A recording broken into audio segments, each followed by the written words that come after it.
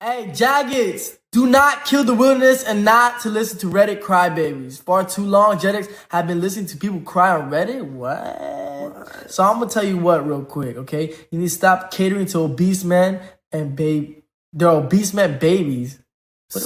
What type of community is going on there? Player killing in the wilderness on RuneScape. What are they doing? Hey, you need to boss up, man. Crybaby. Stay motivated and strive for greatness and be your own person, man.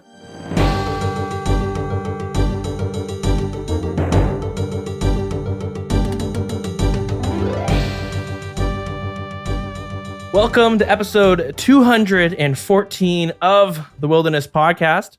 I am Dills, and joined with me today, carrying over from last episode, Deegan, you're back. Hey. At the beginning of an episode this time, too. Yeah, how's it going, guys? So, Heartless, we usually say Heartless has gone off dirt biking, but at some point people are going to start asking questions, because one time he had to, we weren't able to schedule it because he went dirt biking. You had to return some videotapes, right? now it's safe to assume he's always out hitting those dunes, but this time he wasn't feeling too well. So yeah, so Deegan, you've joined us today, and it's quite a week. So let's go through it. First things first, Jagex is back 5 years later, hosting a Pride event, which they did this week. So I haven't been around for a couple years, but is this the first time they come back with a Pride event after the years ago? Yep, yeah, it's the first time since. Okay. So, which, I mean, you were around for that first event. We talked about it. It's called Gilbert's Colors, and it was the first time they did a gay Pride event in the game, and it went terribly. Yeah, I mean, the event was okay. I mean, I wouldn't really say it's an event. You literally talk to like 3 dudes and you get a scarf. The community. Right. Yeah. The event itself was very tame. The community backlash on it was very, it was like, it really made the RuneScape players look awful. And I know it was just like a vocal minority of players, the people who are really frequenting Reddit or Twitter. The average player is probably not on social medias chatting away about RuneScape, but there was a lot of like very hateful and homophobic things being said on the subreddit 5 years ago for Gilbert's Colors. So it's been 5 years since then, and Jagex is decided to go through with another Pride event, and they kind of said they felt like the community had matured more at this point, and I guess they were willing to take a stronger action. I'm not really sure what was done, but I do know the first time that when Gilbert's Colors happened, a lot of like video game news websites, video game journalists, what do you call them? Video game? I refuse to call them journalists, but people that report on video game news, yes.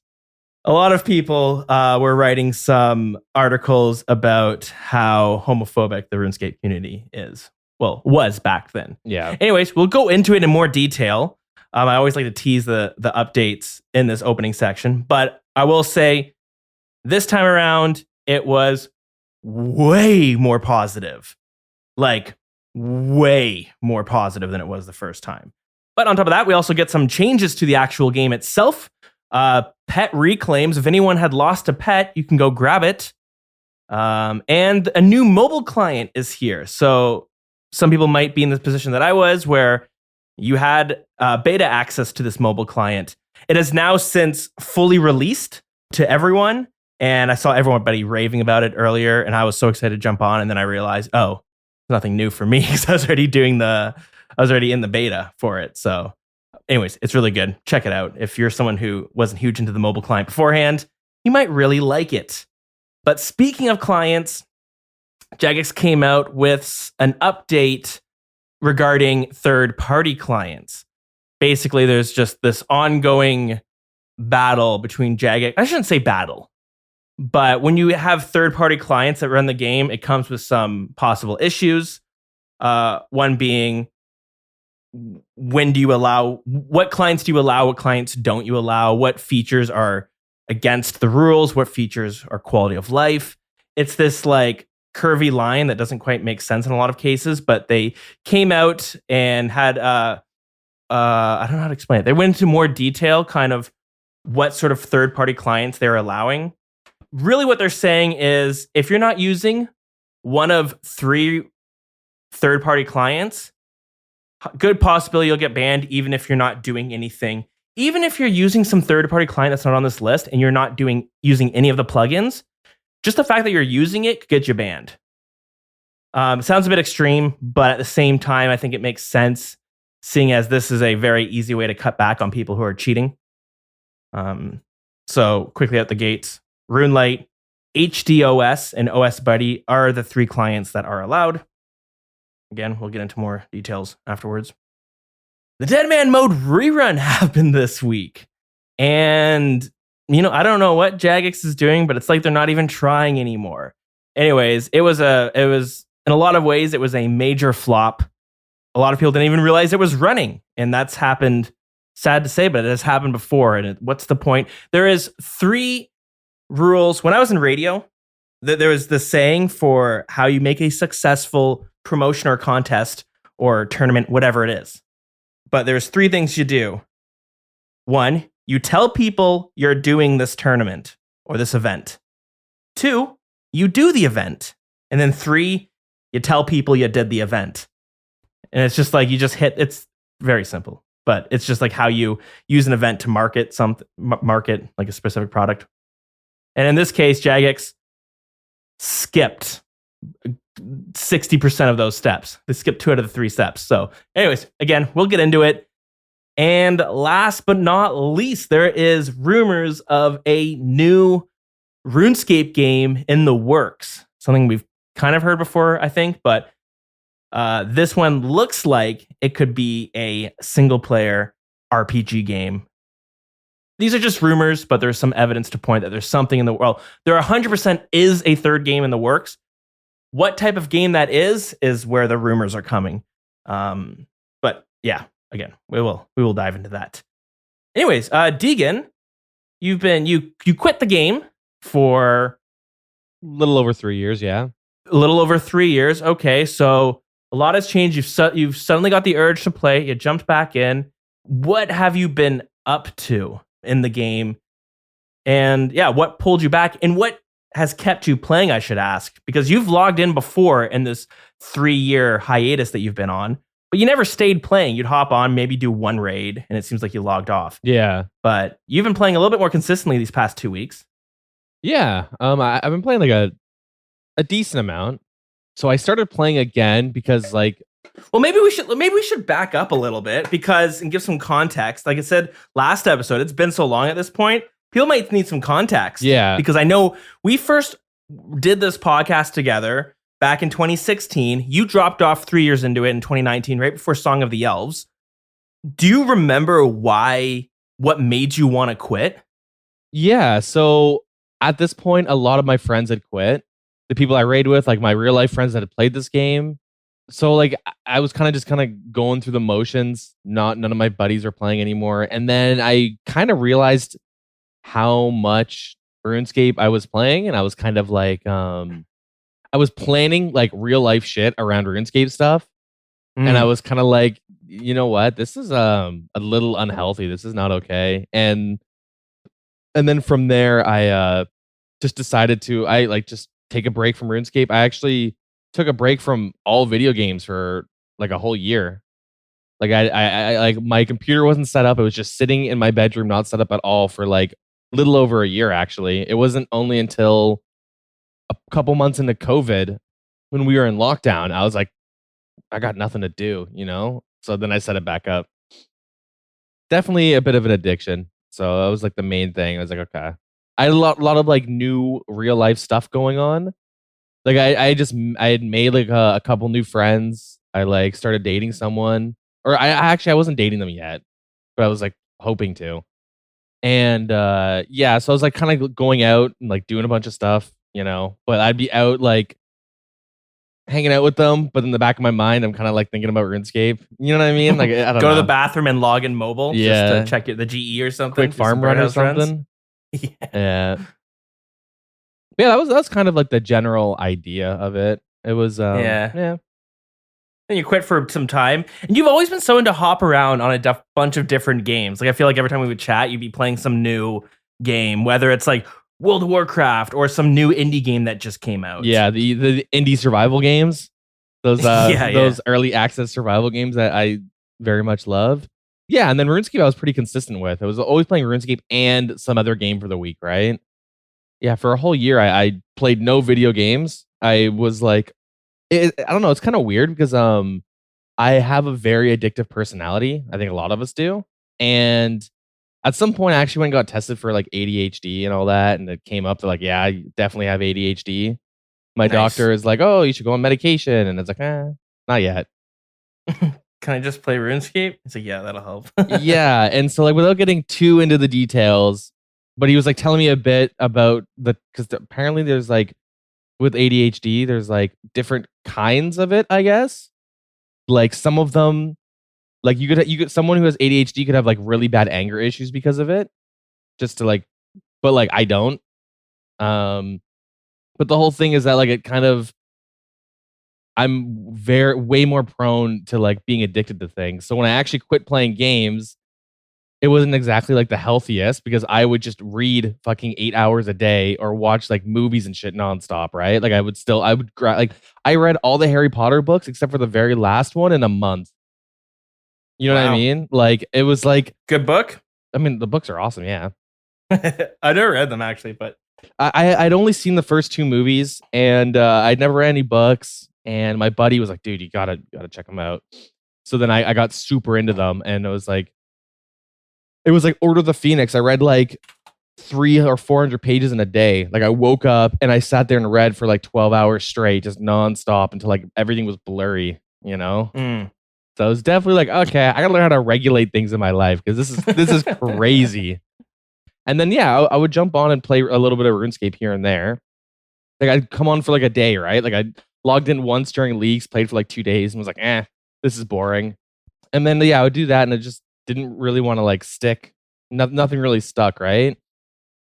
I think the problem with having a game where it's like very much about, design your own goals, design what you want to do in the game. It's like almost like a double-edged sword where it's like, awesome, I can go on and you can like set whatever goal you want. You can't beat this game. You can just keep doing more stuff and keep moving your objective around. Yeah. But then on the other hand, you could also hit a point where you like log on and you're like, well, I don't know what to do. And it sucks to set an arbitrary goal just to have it. I'm going to collect every pet. But I don't care about having every pet. It's something that's a, completist thing to do, completionist thing to do. But like, it's much better when you're like, for me, where I'm like, I really want these 3 pets because they're cool. They're kind of prestigious. Not a lot of people have them. Like I got the Venenatus pet. That was a big goal of mine. Mainly because 1, it was cool. I thought it looked really cool.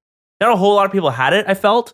And it being a wilderness pet, I thought was like kind of neat where it's like, I don't know. Whoa, this guy was in the wilderness to get you know what I mean? Like this guy's hardcore. Not actually, but like having that goal versus just like, yeah, I'll just get the beaver pet because, well, it's a skilling pet that I could unlock. It's I don't know.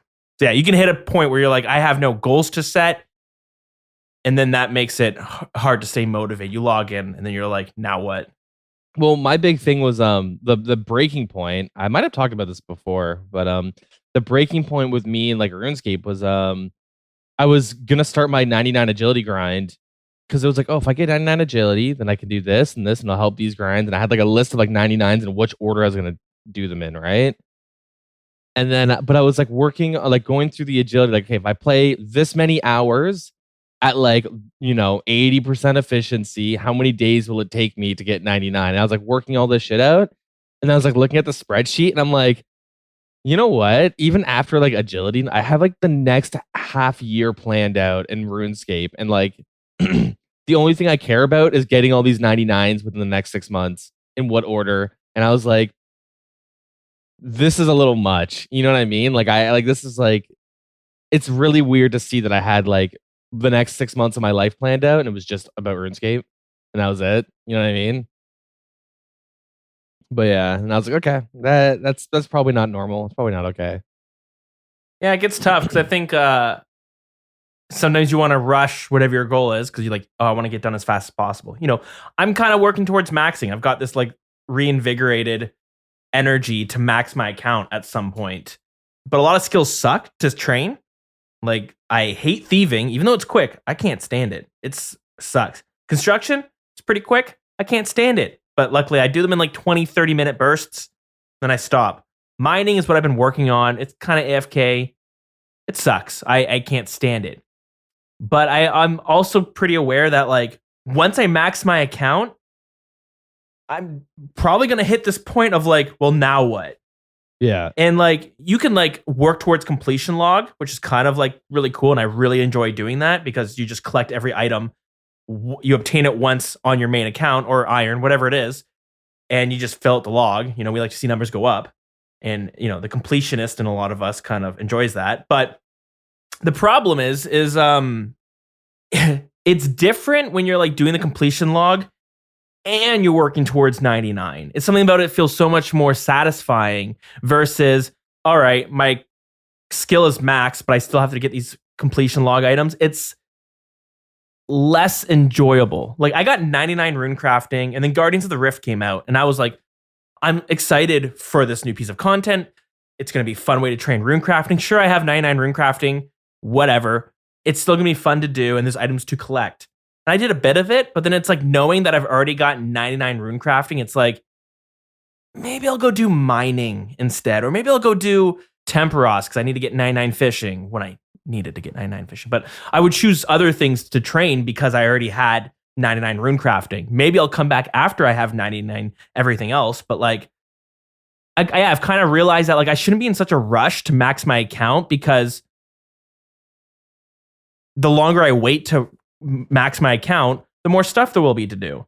They've you probably don't know this, but they have plans to come out with like a hunting boss, which is gonna be what they've said. It's gonna be like this turtle creature, this giant turtle monster, and it's gonna be a 2-phase fight. The first phase is all about baiting it and trying to trap it with farming, and then I guess killing it and hunting it with the hunting skill.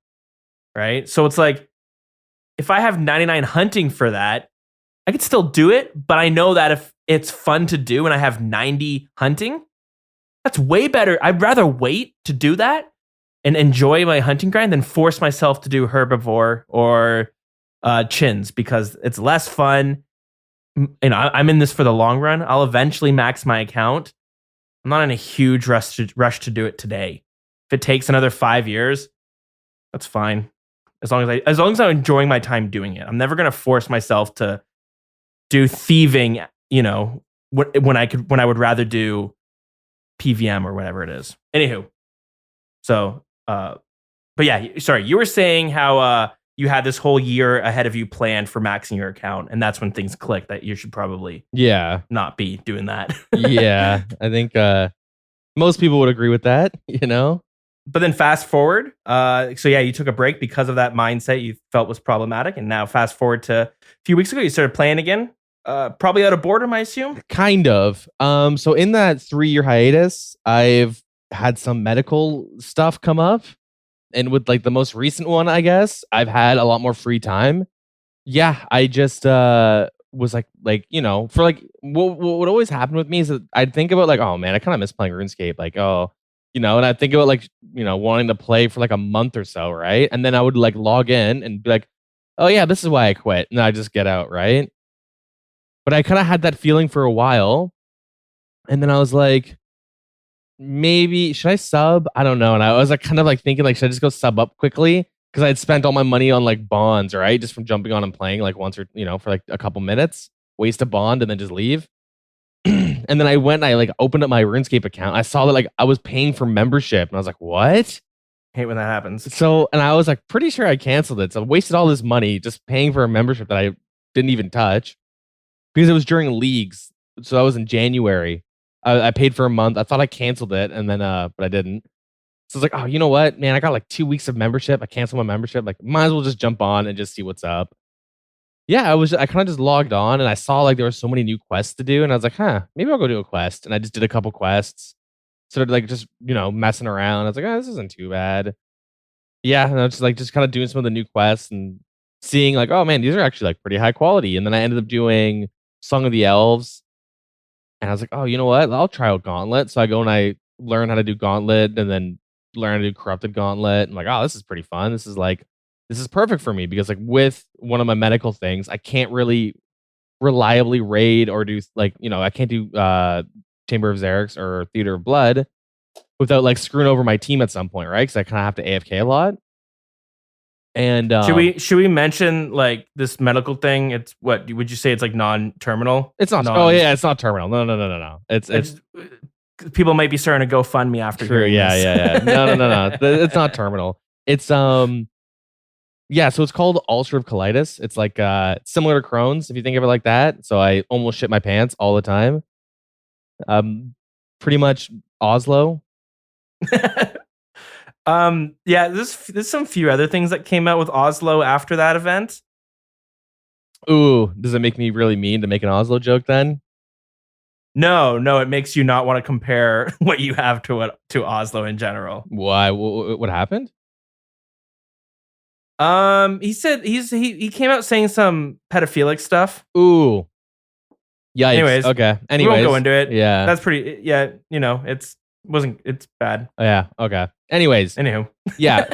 So the condition just makes me have to go to the bathroom frequently and without warning. Like I got a minute to go to the bathroom, and so I can't just if I leave for 5 to 10 minutes during like a Chamber of Xerix run, and I'm like doing like a trio, and it's like a 25-minute. You know what I mean? Like it's kind of screwing them over. And same with Theater of Blood. It's like you guys go do the next two bosses without me. It's kind of like, oh, yeah. Anyways, so then You kind of have to mobile only for rating and stuff, right? yeah, and like yeah, you can't really yeah.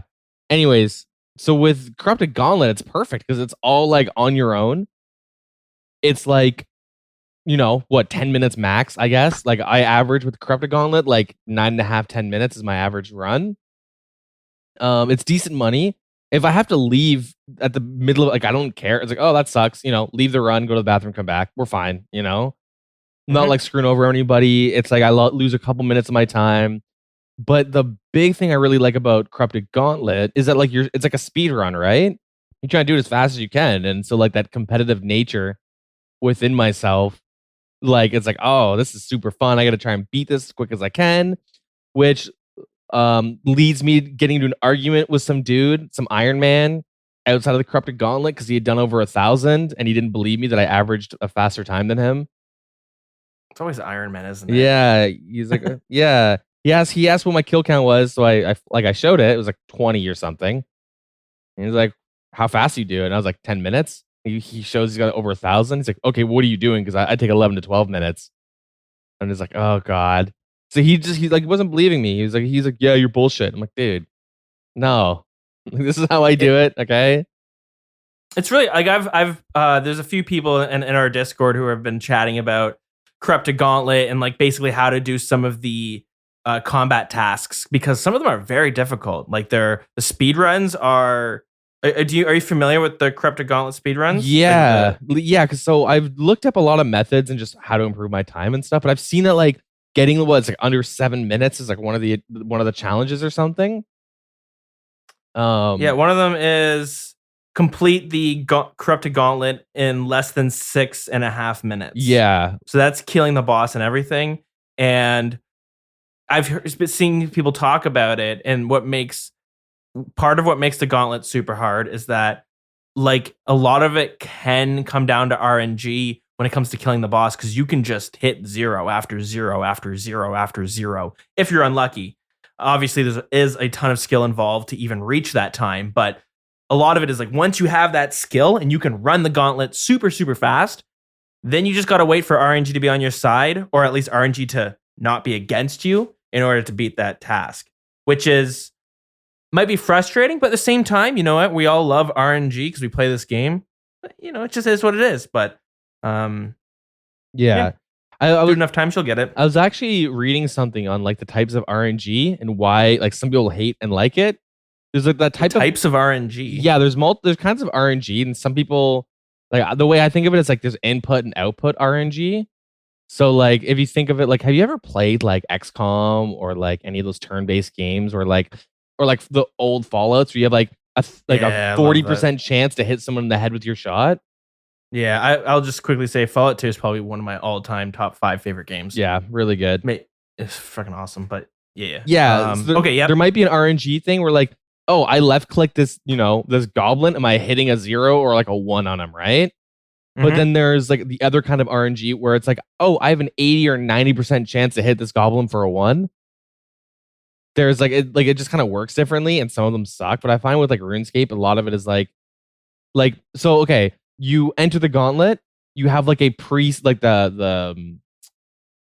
for the procedurally generated map that you go into, it's like it's Mhm. kind of RNG, right? You can go, oh, I searched like the 6 demi boss rooms and there's none there. This is fucking bullshit, Or you can Yeah, let's quickly give some context for someone who's listening who doesn't know what the Gauntlet is. okay. It's a PVM piece of content you unlock after Song of the Elves. You go in with nothing. So really the only thing that you can do to hedge your bets is by having high skills. But when you go in naked, you have to craft crystal armor and crystal gear. And you basically have this, it's like this layout. You start in this one room, attached to it is the boss. And then there's a bunch of different rooms that are kind of random, and they're going to have different resources. They might have different monsters in it. All these different factors that are just random in each room. So that's what you're talking about, and these factors can determine like how quickly you make your gear or how quickly you can find food. And you don't know what's in the room until you like go and inspect like the entrance, pretty much, right? Like it's all they're black, and then you inspect the entrance, and then it lights up, and you can go in. Yeah, and you have your time. So you have like, I think it's 10 minutes for the regular gauntlet. Is it 10 minutes? Yeah, and then 7.5 10 minutes for corrupted. Right. So you have 10 minutes to get your stuff, and then 7.5 on the harder version. Once that time is up, you get teleported and you have to fight the boss. Yeah. So yeah, you have the one aspect of RNG where it's like the room layout. You don't know where the resources will be. You don't know where the viable monsters to kill are going to land. Yeah. And then the other one would be like you're fighting the boss, and it's like how one of the mechanics is that he like makes like disco little floor things. Like he lights up certain parts of the floor, and if you're on it when they light up, take a lot of damage. So it might be like the pattern of that, or just like, are you gonna hit them or not? Some of them can be really frustrating. Like I don't mind, having a search for a long ass time, but I've had it where I'm fighting the guy, Hunliff, I think is the boss's name, and I'll sit there and it's like 15, 16 attacks, no hits, and I'm like using the right weapons, and it's like, should I just like alt F? Like I don't even want to do this fight anymore. This is annoying. I've lost so much food, and I'm not even hitting this guy. What the hell's going on? Mm-hmm. But all in all, it's super fun. It's a good challenge. The money's decent too. I think that's a big thing to mention. It's good money. And it's just nice that like there's like some fun PVM content that can be as hard as you want it to be, and it's like it's solo, right? Yeah, and I like how you can like sometimes there's a piece of content you can do, and a lot of people are like, wait till you have this item to do it. You could probably do it beforehand, but it's like not efficient. Yeah.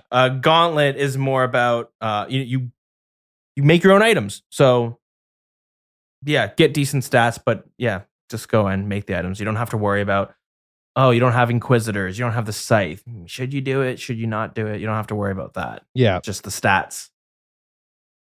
Yeah. So I started doing a bunch of that, and I was like, okay, you know what? RuneScape's pretty fun. I'm having fun. This is a good game.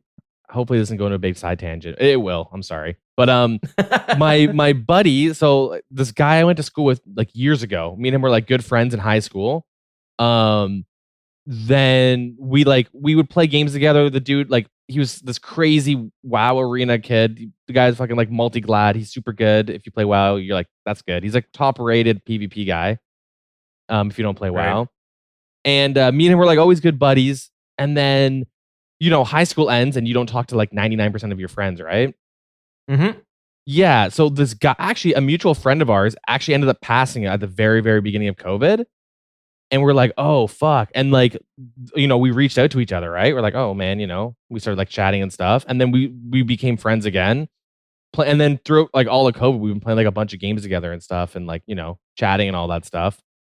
So I started playing RuneScape like a couple weeks ago. And he was like kind of making fun of me. He's like, okay, nerd playing RuneScape, what the hell? Like, come play these other games with me. And then I just see on like Discord that he's logged in and he's playing RuneScape. And so he sends me his name and I see that he's been playing it like a little bit. So then I like jump on my free to play guy and I like show him around like Gillinor, the free to play zone, and start getting him into RuneScape a little bit. And as I'm doing that, I go to mine like the blood runes in Zia. And I see all these people in these badass outfits. No one's in graceful anymore. And I was like, what is everyone wearing? Like, I'm like, I said, like, oh, sorry, guys, I haven't played in over 3 years. Why is everyone wearing this outfit? And why not graceful? Like, what's going on? And then some dude was super nice enough to like explain everything to me with the Guardians of the Rift outfit, which gets you like 60% more runes and stuff and all this stuff. This item that you can use, like some blood thing, you activate it and you get like some shit from it. I forget what the item's called. You know what I'm talking about? Yeah, it's like a catalyst or it's some item that allows you to craft extra, like a larger amount of blood runes. So basically, you sacrifice a little bit of experience for more money because it takes up inventory slots. Yeah. So he gives me one. He's like, yo, check this out. You want to go do Guardians of the Rift, do the quest? You can get this outfit. And I was like, how long is it going to be? Are you kidding me? And he's like, it's going to take you a long ass time, but it's like, trust me, buddy, you'll actually enjoy it. Mm-hmm. And then he said like, it's like the Winter Todd of rune crafting, which is the last thing you ever want to say to me because I think Winter Todd is awful. It's a term that I hear a lot of like older people say is like they're gamifying it, which means like they turn something and they kind of make it a game where you score points, like like Duolingo, which is a good example where it's like learning languages. They gamify it because you can unlock different levels and you get awards and achievements and all this stuff, but they funified is what I guess we can call it in RuneScape. They funified it. Yeah, so then I end up doing the quest for Guardians of the Rift. Then I just started playing the mini game while I was helping my buddy like dip his feet into the water of RuneScape. I think he's already hooked. I think he's already addicted. He's been playing it a bunch. Yeah. It's like you either love it or you hate it. RuneScape's a very weird game. It has a very strong fan base, but I do not. If anyone's like, I don't like this game, I'm like, you know what? Yeah, that's fine. It's a game that I don't recommend to everyone. I don't recommend it to anyone actually, because it's like you got to be a specific type of person to really like this game. I love this game. I think it's one of the best games that exists. That being said, a lot of people have no interest in it, and I can 100% understand why. Yeah. But quickly going back to your first point where you're saying like you were playing the game, you saw nobody wearing agility or graceful. I always get super jazzed when I see someone say that. Like I have a pet or an item and someone goes, what item is that? Sometimes I feel like everyone playing this game knows this game inside and out. Yeah. And it always makes me happy when you see someone wearing something that's non-efficient. Yeah. Or they don't know what kind of weapon you have because you're like, it's just a little bit more evidence of like, oh, there's, newer players are still either jumping into the game or they're returning. Yeah. I think it's just a funny picture of like you've been playing the game since let's say COVID started and you started playing. And then you're like, at this point, you're mining like blood runes and you see like a level 126 go like, what armor is everyone wearing? And then some max player goes up and explains everything to him and then gives him an item and it's like, here, yeah, do this. And, it's kind of like teaching like a noob something new in the game, like what the grand exchange is or something. And it's just like, I'm already like max combat though. So it's just like, it's a funny like, oh shit, you really haven't played this game in a while, huh? Yeah. RuneScapers can be quite toxic. But on the other hand, there is one thing that a lot of veteran RuneScapers love is they love teaching people stuff. There's a whole community of people teaching raids. And I know I've done like learner raids where this dude is running a beginner raid. He's got like 1,000 KC and something, and he'll spend an extra hour teaching you different stuff just because, I don't know, just because they want to. I mentioned a couple episodes ago that I met somebody on Reddit who spent some time teaching me how to PK, and we still talk all the time now. And he's constantly trying to teach me how to PK and telling me little tips and tricks. But I think people just love, teaching people stuff on this game too. Yeah, that was like one of the things I enjoyed the most. Like when mobile first came out, I ran around free to play, just like showing people what to do and just teaching everyone for like a couple days. It was a lot of fun. Yeah, you saw a lot of that. Yeah, it's good stuff. Yeah, but yeah. One of the like more interesting things I guess I've noticed when I came back is my buddy, he noticed I started playing RuneScape a little bit, and he was kind of like ribbing me a bit. He's like, "Oh, back in old school, eh?" And he was never really like a RuneScape player. And I got him to try it like once a long time ago, but whatever. But yeah, I go to log in one day and I see that he's like online, and he's kind of just like, I'm like, "Oh, what the hell?" He's like, "Yeah, I saw you playing it, so I decided to jump on." And he played it for a little bit. And I got into like my free to play account, and I like did Corsair's Curse with them, and I showed him like the ogresses and stuff. And I was like, "Oh yeah, you can like it's pretty like AFK if you want to mage them or something." And yeah, anyways, like fast forward like a couple days later, and this dude is like he's pretty hooked on old school now. He's I think a lot of people who get into RuneScape kind of like they get like hooked in like the same way where it's like, oh, this game's actually not too bad. Oh, I could like train combat while I'm at work. Like he works from home. And so he's like, training magic while he's just like doing his stuff at home. And then it's like, oh yeah, if you become a member, there's sand crabs and you can just AFK all your like combats. And he's like, oh no way. They'll AFK at work and they'll just grind all day. And like, man, I got so much experience. Like, what do I do now that I'm not at work? It's like, I guess I'll go do some quests. As what I've noticed he's been doing. I think the game is like super easy to dismiss, especially with if you're an MMORPG player, because like, I mean, so many other MMOs just look way better. Like at a glance, RuneScape, I mean, I think we all are aware RuneScape doesn't look great at a glance, and it kind of gets memed on by a lot of people. Like a lot, like anyone in the MMORPG scene knows of RuneScape, but it gets dismissed because it looks like shit, and it's pretty simple. It's point and click. There's no hotkeys. You don't really have a whole lot of different attacks. Like this is just what people's like surface level perception is of the game. Because like, let's be real. I think we can find charm in the graphics, but it doesn't look great at a glance. I think for a lot of people who are just getting into RuneScape, they're either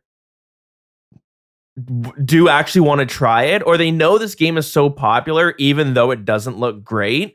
I think a lot of people go into it being like, all right, like, okay, maybe I should play RuneScape because there's definitely, like, I don't know what the fuss is all about, but it's got such a massive player base that it's got to have some sort of depth to keep so many people playing it, 20 years since the game first came out. And I think with my friend, like he grew up playing Diablo 2. Like I feel like a lot of people, if they played games like when they were younger, they either played like old school or like maybe Guild Wars or like Diablo 2.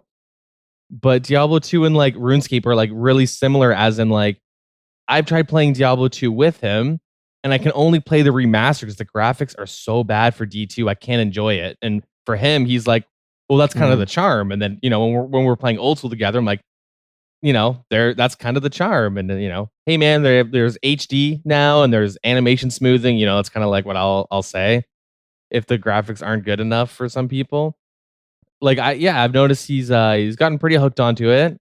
He's been questing and grinding a bunch. He's like already like, man, I'm actually so excited to like try to like build up towards raids and all that. Like he wants to like get his account ready for that.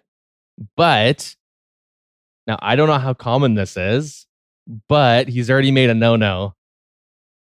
He's already bought gold. Oh, okay. All right. Yeah. He sent me a message and he's like, dude, I might just go buy a bond. And I'm like, you know what? I'm not gonna judge you if you buy a bond, but I really recommend you don't. Like, you're gonna get addicted to like that fast cash, and grinding gold is like 99% of the game unless you're an Iron Man. You know what I mean? Like you're grinding gold for like your skills, your items, like everything, right? Like it's a very gold centric game. It's really tough when you're like brand new and you're already looking so far into the future of like, I want to do raids, and you're like fresh off Tutorial Island, because then it's like, well, what's the fastest way to get there? And I had a friend as well who did the same thing. He knew I did a podcast. He was a real life friend. He knew I did a podcast on RuneScape. He knew I played RuneScape all the time, and he was always trying to get me to play other games. Hey man, you should download Apex Legends. You should download this game or that game. And I always was like, yeah, I'll play it. because I did have the intention of wanting to play, whether it's like Rust or Apex Legends, these games that could be a lot of fun. But then I sit on the computer and I'm like, well, tonight I'll play RuneScape because I feel like playing RuneScape. And then that would just happen every single night. So he knew that I was always like wanting to play other games, but for whatever, this game RuneScape is always taking my time up, and it's taking my time up so much that I want to talk about RuneScape for like 2 hours every single week. Yeah. So he jumped on as well and we were playing it, and he was like, okay, you know what? This game is actually kind of fun. There is, like, let's be real, there's a lot to do. There is so much friggin' content, and we get mad that we never really see a huge increase in experience rates. But the positive part about that is like every content's like kind of relevant. Like there's just so many pieces of content. You can do this, this, or that, and it's all kind of in the same experience rates. It's slightly different, of course, but like there's just a bunch you can do. And if you're not min-maxing, then you're like, okay, you know, I could do rooftops for my agility. I could do a random agility course, even though that's basically the same thing. But hey, you know what? There's this underwater course on Fossil Island that gives me thieving experience on it as well.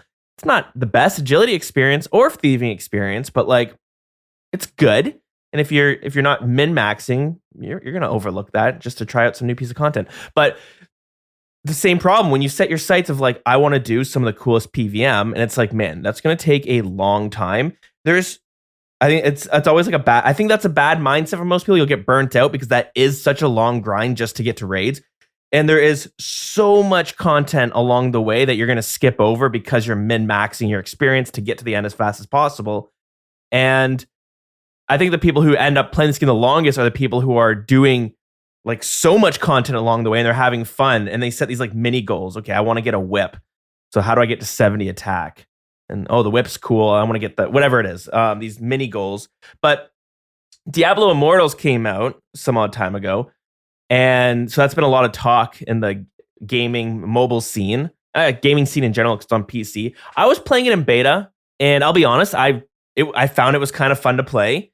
But it is one of those very predatory microtransaction games.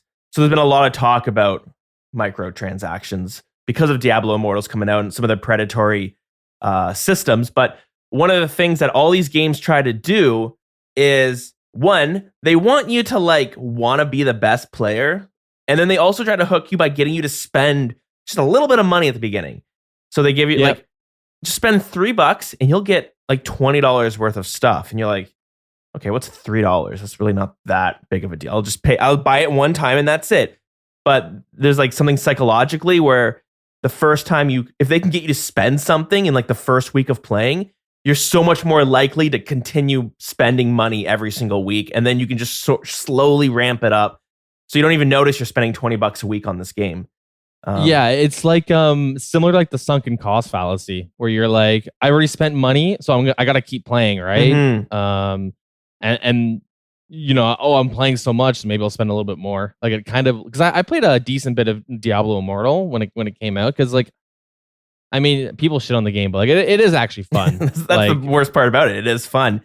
Yeah, I mean, I love MMOs and I love ARPGs, so it's kind of like perfect for me. Yeah. But you really do feel the like predatory practices super early on, especially when you realize that they have like secret hidden currencies that like if you can spend real money and buy the wrong one by accident, which is true. Like there's oh man, I could go into that for hours and how fucked the game is in terms of like that. Mm-hmm. But like and what those games try to do is really get you to like compare yourself to others, because if you're being competitive, you're going to want to spend more money. I've played a lot of free to play, these freemium mobile games where they're fun games. The games itself is at its core is a fun game, but you always hit this wall where you're not progressing through, like it's usually PvP because you're facing other people and you're like, man, these people are just destroying me. How? We have all the same equipment. Oh, but every one of their things is tuned up a little bit because they spent an extra $20, whatever it is. So then you want to spend the $20 because you want to just get that next tier. It's always PvP because this way you can actually compare yourself to other players. Yeah, and you can just beat them, right? Yeah, so Diablo has some of that too, and with it being MMO, and then, you know, I'm in a lot of mobile communities. The people who are really enjoying free Diablo, like they're not spending any money, There's a lot of people who think, you know what, Diablo is a very good free game. But these are the people that don't compare themselves to other players. They're just looking at their own progress. You know, oh, you want to get this really good weapon? Well, I'm not even going to think about how easy it is to obtain if I spend money. Instead, I'm going to look at how exciting it's going to be when I actually grind it out. Because once you start comparing, once you just focus on like your own personal experience, it's easier to not feel bad that you're spending all this time grinding, because grinding can be a lot of fun. Yeah, the crazy thing with Diablo Immortal specifically, because like I went free to play pretty like early on. Like I was like level like 10 or 15 in the Paragon levels. Like I maxed and did all that stuff. And pretty early on, like once you've like committed to like I guess early on in the like end game, it's like, oh, if I want to level up a gem once, this is gonna take me 2 months. Like this feels super bad. Like at a certain point, I was logging on, doing my dailies and getting off. And then I was like, why am I even doing this? It's gonna take me like 2-3 months to get to this point of like this one gem. This just feels really bad. I'm gonna go do something else. And I just had that thought. I'm like, this is not worth it at all. Like I like progression. I want to see the numbers go up. I don't want to wait, half a year to get like half of my gems up. Like that's crazy. Mm-hmm. Yeah, like I've also I stopped playing Diablo Immortals for like something kind of similar, but like I find that I can enjoy some of these freemium games by not comparing myself to other people or not setting my goal so far, just that next step. I started playing a game called Warframe again, and it's kind of similar. It's very less predatory, to be honest, but for how much content it has, but they have to make money, so there are some of those systems that make you go, well, I could speed these things up if I just spend like $5 here or there. It's hard to do it because they try really hard to get you to focus super far in the head, being like, well, I could save myself 20 hours by doing this. But if you can stay locked in that small goal-oriented thought process, it's so much easier to just fully enjoy the game and not feel like you're wasting time. Now back to RuneScape, it's kind of similar with the sense of like buying bonds. Jagex doesn't really make it very predatory, obviously, because yeah, I think it's like you make a good point by saying like when like so like my friend for instance is looking so far into the future that why the hell would he want to do some gold making method that's gonna make him 300K an hour when he knows you can get like 2+ mil grinding raids. Mm-hmm. So he's gonna just spend the money now and skip to that part, but he's missing like the journey of RuneScape, right? He's missing 90% of the fun, which is just playing the game, yeah, right? So and it like kind of goes back to when I was saying like maxing skills is like you get to 99 and you're stuck with like, okay, now what? The same thing happens with weapons, and it's the reason why the duel arena, when you could stake there, was such a problem, because you would get 5 bill from the duel arena and great, I'm loaded, I could buy anything. Well, now what? And it's you get stuck with that feeling, which is why I really try not to rush things anymore, because it's like you can't beat the game. You get to the end, you're just gonna be like, well, I either stop playing, and then if you stop playing, it kind of feels like this was all a waste of time, or I try to find somewhere else to kind of focus my time. yeah. So for me, it's like, if I can just stretch, I don't want to artificially stretch things out. I don't want to rush it either. I'll get it eventually. Yeah, you don't want to stay up extra late that one night, because at the end of the day, what's it for? Yeah, I'll get it tomorrow, Yeah. or if I get it in a week from now, what's the difference? Yeah, no, yeah, I totally get that. Anyways, well, good luck to your friend. Yeah. Hopefully, I can convince him to just fucking play the game and enjoy it. Which he's been grinding his ass off on quests and stuff. He's been playing like not even a week now, and he's already got his Nate is not helmet and all this Nice. stuff, and working on like RFD and stuff. Like, man, okay, you're kind of power gaming. All right. Not bad, not bad. Actually, I don't know if this is kind of like a meta conversation, but because you mentioned that one of your friends knew you did like the podcast and stuff, right? Yeah. I've actually always wondered this, 'cause I've had this come up. So like, let's say like your wife or like one of your buddies or something is like, oh, that's cool. You do a podcast, and they want to like listen to it. Are you like eager to like let them listen to it? Not really. Okay. I don't know. It's like, I think if you don't play RuneScape, you're not gonna get a lot of the stuff. And it's just gonna sound two nerds talking about some video game. True. Okay. Yeah, I don't know. I guess I never really advertise it to people who like don't play RuneScape, and it's not like I get a friend to play RuneScape, and he's like, "Hey man, how do you do this?"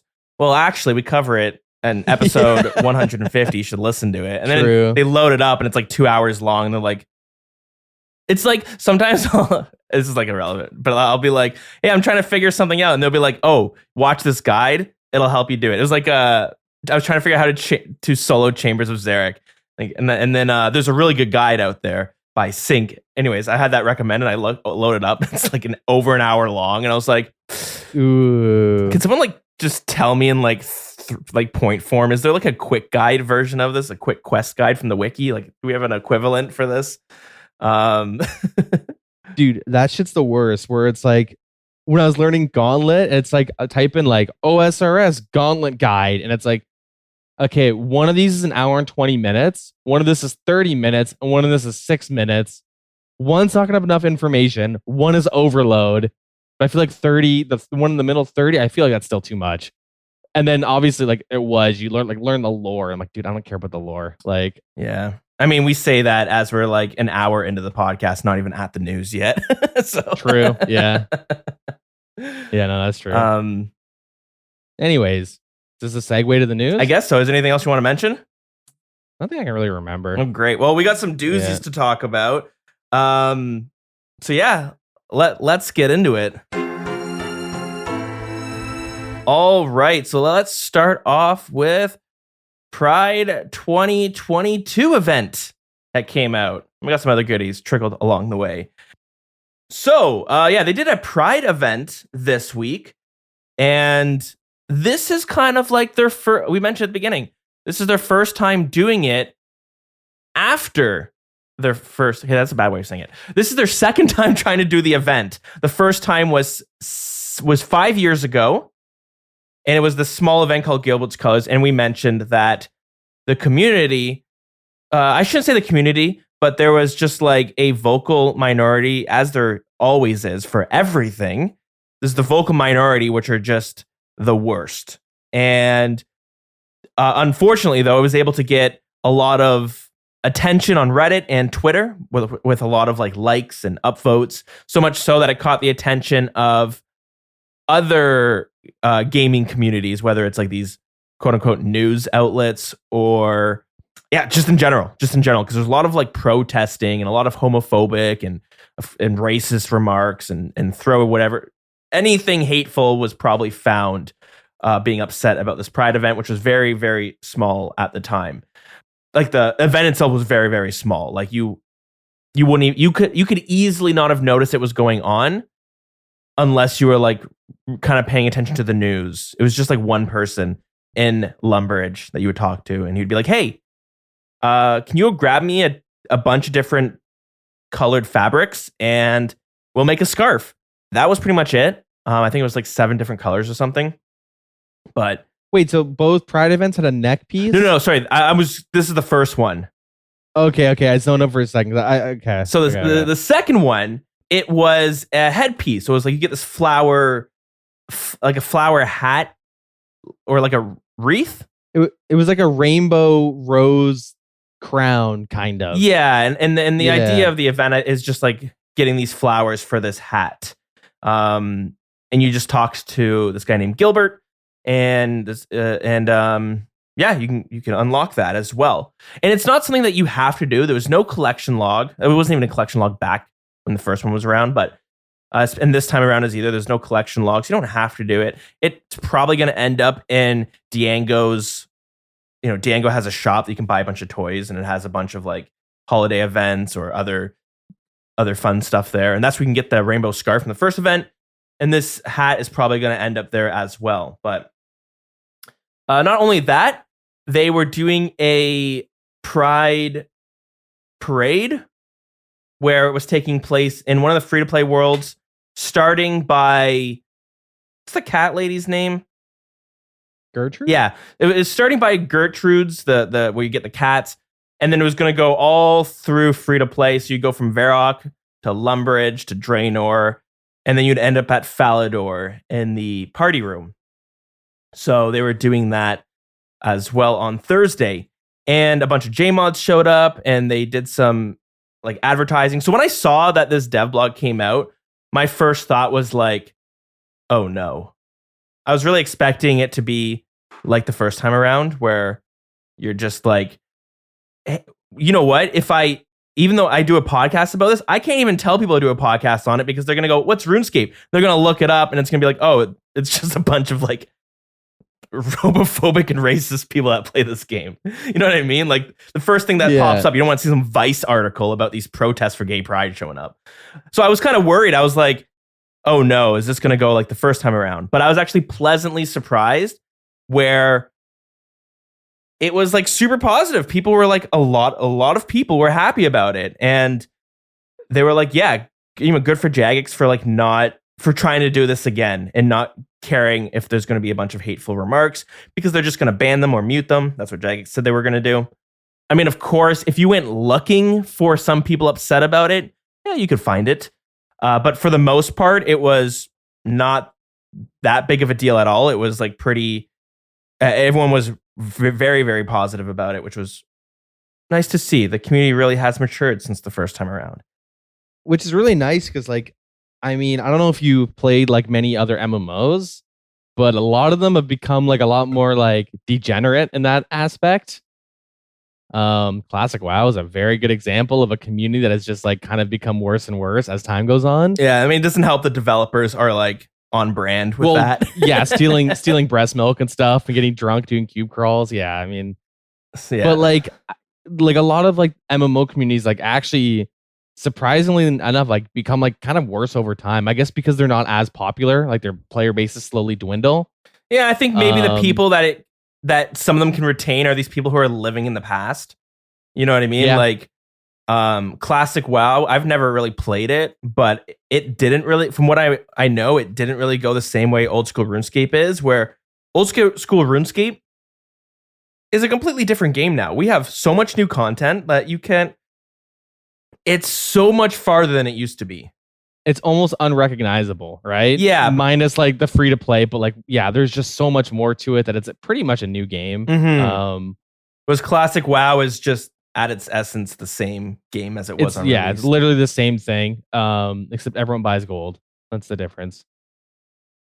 But yeah, and it's really nice to see like the player base. Maybe because RuneScape actually has just grown, and there's just like a lot more newer players, and I guess with like more players, you get more walks of life, I guess. I think it's a bit of that. I think I've noticed the community has been changing a lot where,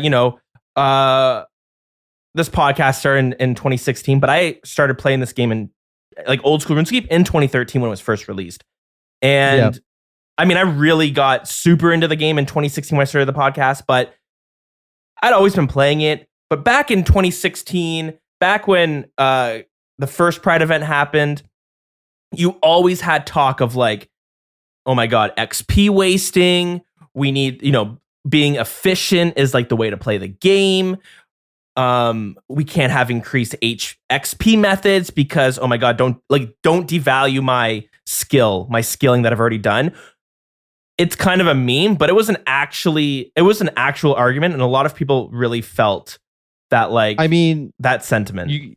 We literally had arguments over this type of stuff in the earlier episodes because I definitely succumbed to like some issues I think, and honestly I'd still kind of make this argument like no one needs to have 99 rune crafting or agility. Yeah. Mm-hmm. So I do think like, oh, let's just increase the rates to 200,000 an hour is kind of silly. I know that's like really exaggerating. Yeah, there's a balance. But but I was very much of like, don't like EXP waste, don't like this, don't like that. Like I think the game, I believe that the game should be played a certain way. I think, hey, RuneScape is a pretty easy, relaxing game. So if you're gonna try and like max, you should try and do it competitively and and like, part of that just unhealthy mindset. But like it was pretty par for the course for like a lot of the player base, right? Yeah, like I think a lot of players felt that way, which is why when we did in the early days is when we got some of the coolest quests or coolest skills pitched, aka sailing, which failed.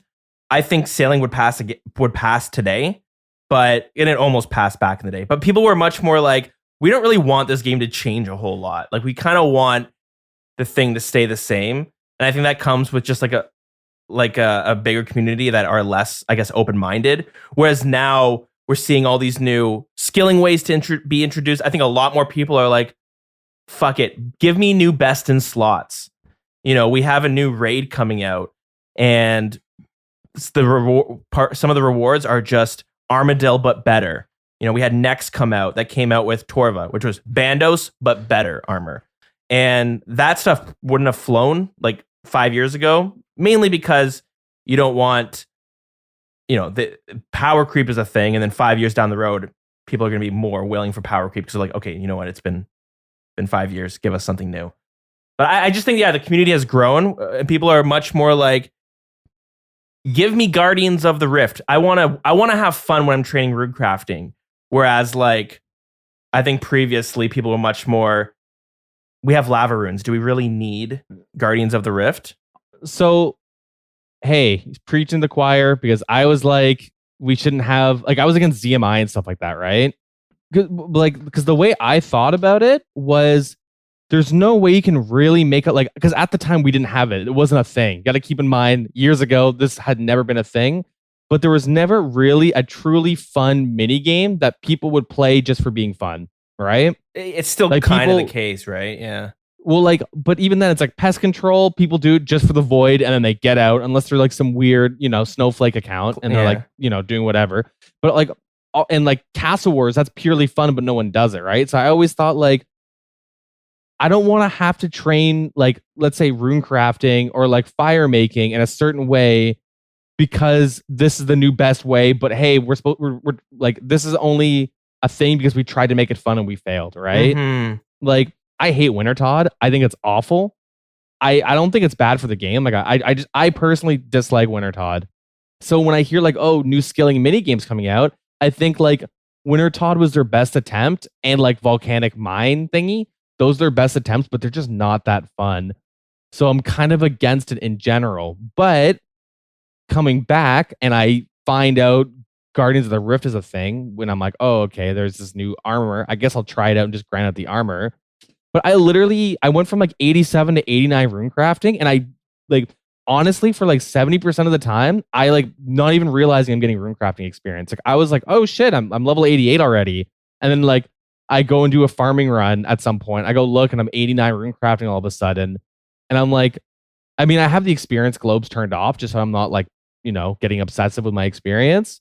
Like I actually really enjoy Guardians of the Rift, and I'm assuming it's not the best experience. I don't even care about the rates. Like I actually just genuinely enjoy doing it. So like if I knew that Jagex was capable of doing that like 3 years ago, I think I would have been a lot more open to like, oh, an agility mini game, or like, mining mini games or something, where like I'm like, oh, like seeing what they've done with like they've kind of Winter Todded a bunch of different skills, but they've kind of made it better every single time. Funified. Yeah. Yeah. I don't know. Like it's super nice to see that like with all like every time they've tried to do something and they get a lot of pushback, they'll come back with a better idea. And like me not being there for 3 years, it's like have you ever heard of the metaphor for boiling a frog? Yeah. Where it's like the opposite of that. It's like I'm not being boiled in the water. I gotta just jump in and be like, man, they made a couple changes and they're all bangers. Like all these new quests are like all outperforming every other quest I've done so far. Like, holy, this is good. Yeah, the saying being like, what is it? Like you put the frog in, you just slowly turn up the heat, like very slowly, gradually, and the frog won't notice it's getting boiled. Yeah. Who's doing that, by the way? I don't know, fucking weirdos. The same person who's skinning a cat 9 different ways, or whatever they say. Yeah, that's true. Yeah. But yeah, like if we were to look back, 2015, and someone was like, hey, we're gonna pitch content for agility. It's gonna be the fastest experience rates. We're gonna increase the experience rates. It's gonna be fun to do, and you're gonna make money from it. I think people would be like, no fucking way. What the hell? Why? That's crazy. All 3 of those things. And then fast forward 2020, they bring out Hollowed Sepulchre, and people are now going, finally, a fun way to train agility, and I can make money, and it's actually decent experience. It's not like, sometimes they'll make it fun, but then it's like 2K experience an hour, and you're like, yeah, it's not that fun. a big chunk of it could be that like the player base is growing, and as people max and like the people who like care about that stuff, they kind of die out. And so like there's newer players that are like a lot more reasonable. Yeah, and I think I mean we kind of keep circling back to other points, but like and I've talked about this in previous episodes, but I think that people were so honed in on maxing. Back in 5 years ago, there was one thing to do in the game, which was like max your skills out and maybe get the best items. But now we have... that's a really good point. Yeah, now we have things like, okay, max your skills out, but now we have the collection log. Okay, now you can grind out every item in the game and it'll like actually look at that. We have hard modes where we can you can get these new ornament kits for your scythes and all that stuff. And all these goals are like completely separate. Like just because you can fill out a collection log doesn't really mean you're going to be really good at PVM content or you're going to be able to efficiently grind maxing your... A lot of people just like choose one of those things. And I think that's okay, but it makes a much more open-minded community that's like bringing the sandbox back to the sandbox game, which in turn, brings in more people who are playing this game, a more diversity. And then more people are going to be like, yay, Pride event is here. That's awesome.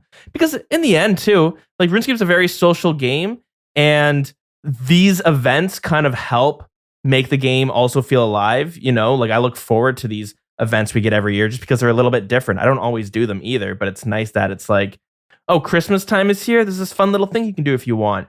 Yeah, kind of adds to the joy of the game. Just things change up a bit. So.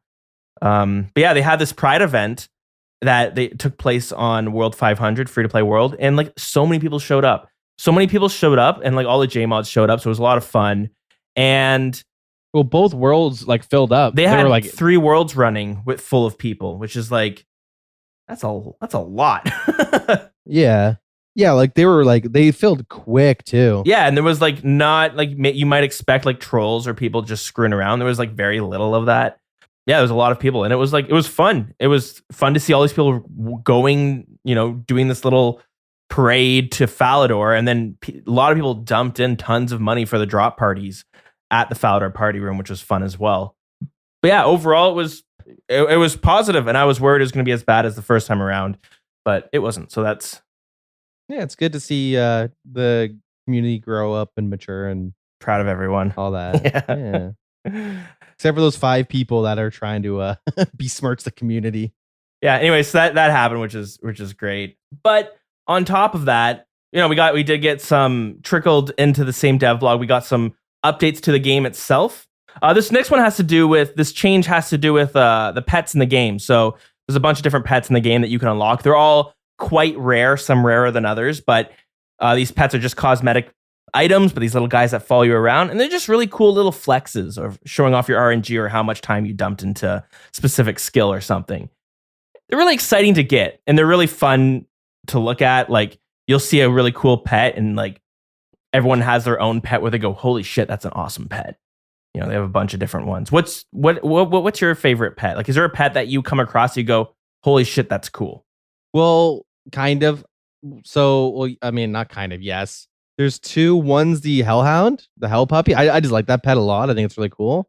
And then the other one is the Penance Queen. Those are like the 2 pets I really want to get. Well, I guess, and Olms, maybe 3. Yeah. Little Olmlet. Yeah. The Penance Queen is really cool as well. And then they have a few recolors that you can add from hard mode, Theater of Blood, and challenge mode raids, where you can change those pets into any of the pets in the raids. Those pets as well are like, you see them and because you kind of know the prestige that comes with it. You're like, oh shit, this guy got the pet, and then he did enough challenge modes or hard modes to get the recolor. It's pretty cool. I mean, out of the Chamber of Xeric's variations, I just like the Omelette the most because he just looks like, I don't know, he just looks trying to pick a fight. Like he just looks funny as hell when he's walking around. Yeah. Now, before, the way pets worked is you would get a pet, you had to go drop some money to insure it, and then every time you died with the pet, you have to go reclaim it for like 500k or something.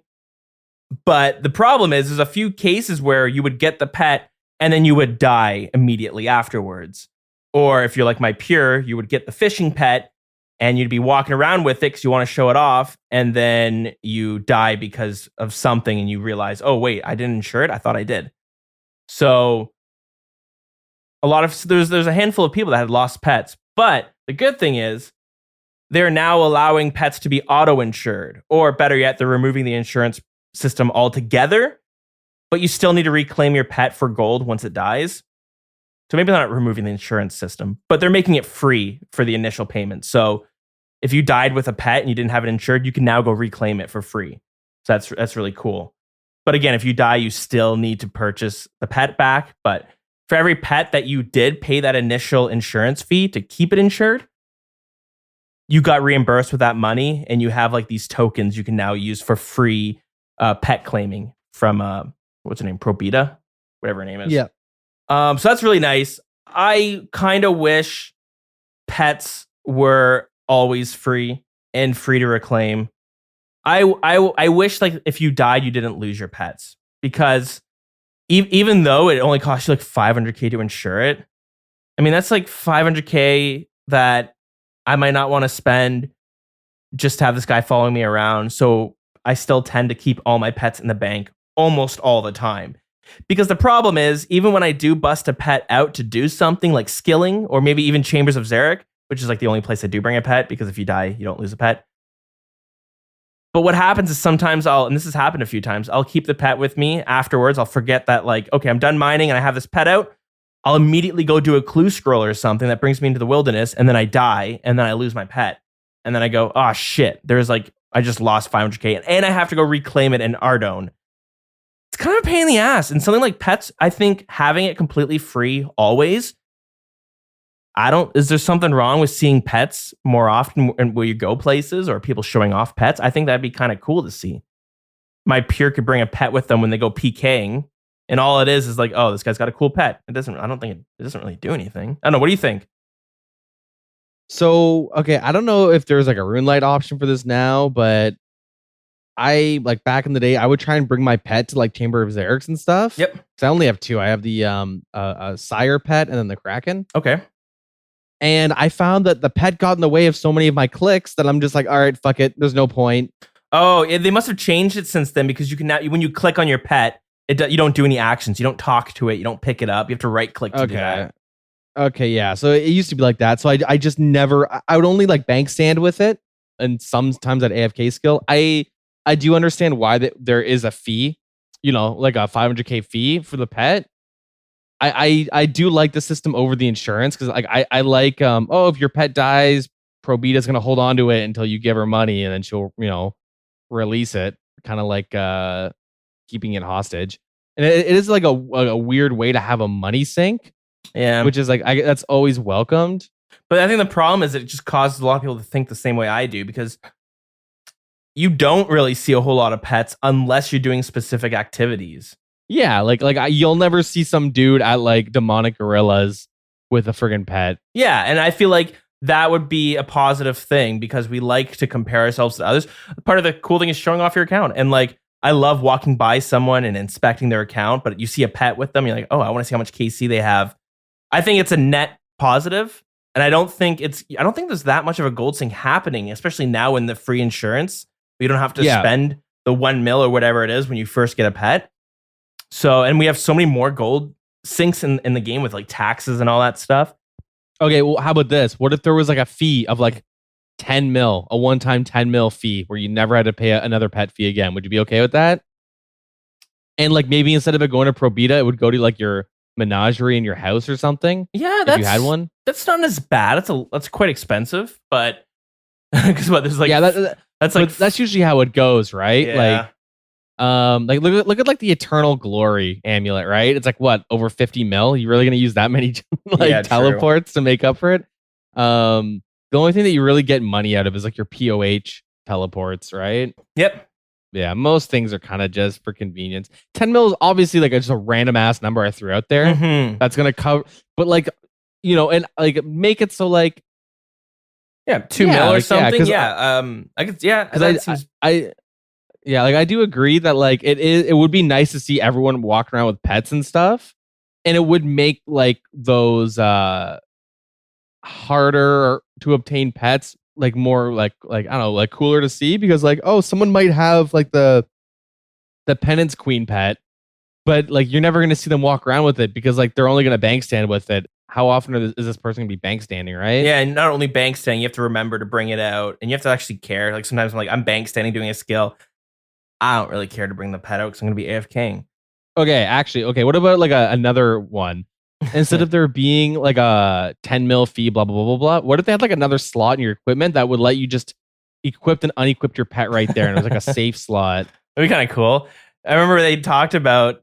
I mean, it's not to do with pets, but they wanted to bring out a second ring slot because we have like, well, I guess Yeah. RuneScape you have just 2 nubs. We have 10 fingers IRL, so you could wear at least 10 rings. I've seen where they wanted to bring out a second ring slot for utility rings. So like you could equip a combat ring, which could be like the berserker ring on one hand, and then a ring of dueling on the other, or a ring of wealth, or you know what I mean? Like something that has nothing to do with combat for the most part. That were just like utilities, whether it's teleports or snagging the gold off the ground for you. Mm-hmm. But I'm sure, honestly, I wouldn't be surprised if they revisit this in the future. They kind of opened up a little bit more, but Yeah, at least it's a step in the right direction. yeah, it's like one of those positive slippery slopes. Yeah. So many of them in this game. Next up, they launched a new mobile client.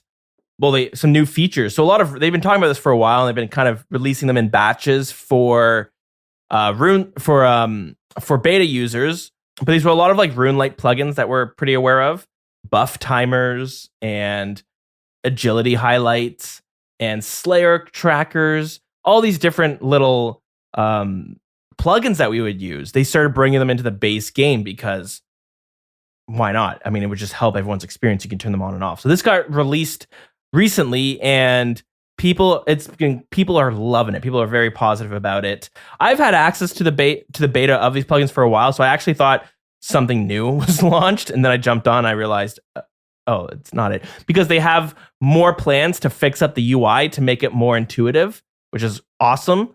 And I thought that was what was coming out, but it was just all these plugins. But they're really nice. So anyone who's kind of hesitant to go on mobile, I know I have been very hesitant to go on mobile in the past because I want to do PVM, but I don't want to do it on my phone because I'm going to suck. Since these plugins, though, I've been finding myself doing more PVMing, and I'll be doing more Zulrah or be doing more Sire. I do harder content on my phone than I used to. And these plugins really help you to look at, oh, this is when my potion's going to come off timer. You know, beforehand, you had to like literally look at the chat bar to see, you know, your divinity potion has expired, which was really annoying. Now you actually have a timer that'll show you like 2 minutes left. Yeah. I have never really been super big on the mobile client, but I found I had like 30 minutes sitting in a car doing nothing a couple days ago, and I was like, I'll bust out mobile.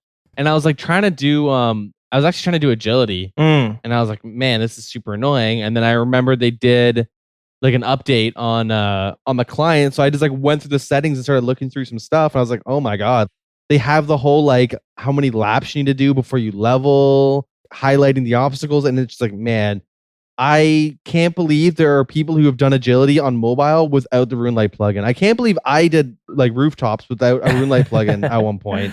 Yeah. Like it is just awful. It brings me back to when I had screen markers all over my goddamn OS Buddy client. Right. Oh my God, it was awful. Brutal. And it's so nice to see that like mobile is getting some like really nice updates. Yeah, 100%. I think they're really starting to be more, you know, like they're like you missed it, but they officially partnered with RuneLite. So if you want RuneLite, you go on the RuneLite website, or you go on the RuneScape website, and then there's a link. Yeah, I noticed that the old school website had like a official RuneLite like link, and I was like, okay. Yeah, it's cool. There's been some issues in the past, and it is kind of sketchy because some of these clients do have plugins that are confusing. Like there's some plugins that I've used, and I'm like, I don't know how this is legal. Yeah, but it is, which has me questioning, okay, well, if this is legal, why isn't this? You know, like there's stuff like that. And this kind of leads us into the next update, which is like the third party, an update that has to do with the third party clients. And they kind of just gave some more details on their stances of it. So first things first, they have officially approved RuneLite HDOS, which is an HD client. It changes the graphics to look similar to how it did with RuneScape's official HD back in 2011, I think it was. So that if you liked those graphics back then, HDOS offers that, and it has some very basic RuneLite plugins as well. You're not going to get it. It's not as functional as the RuneLite because RuneLite has so many awesome plugins. But HDOS has some of the essential ones, and they're still adding more of them.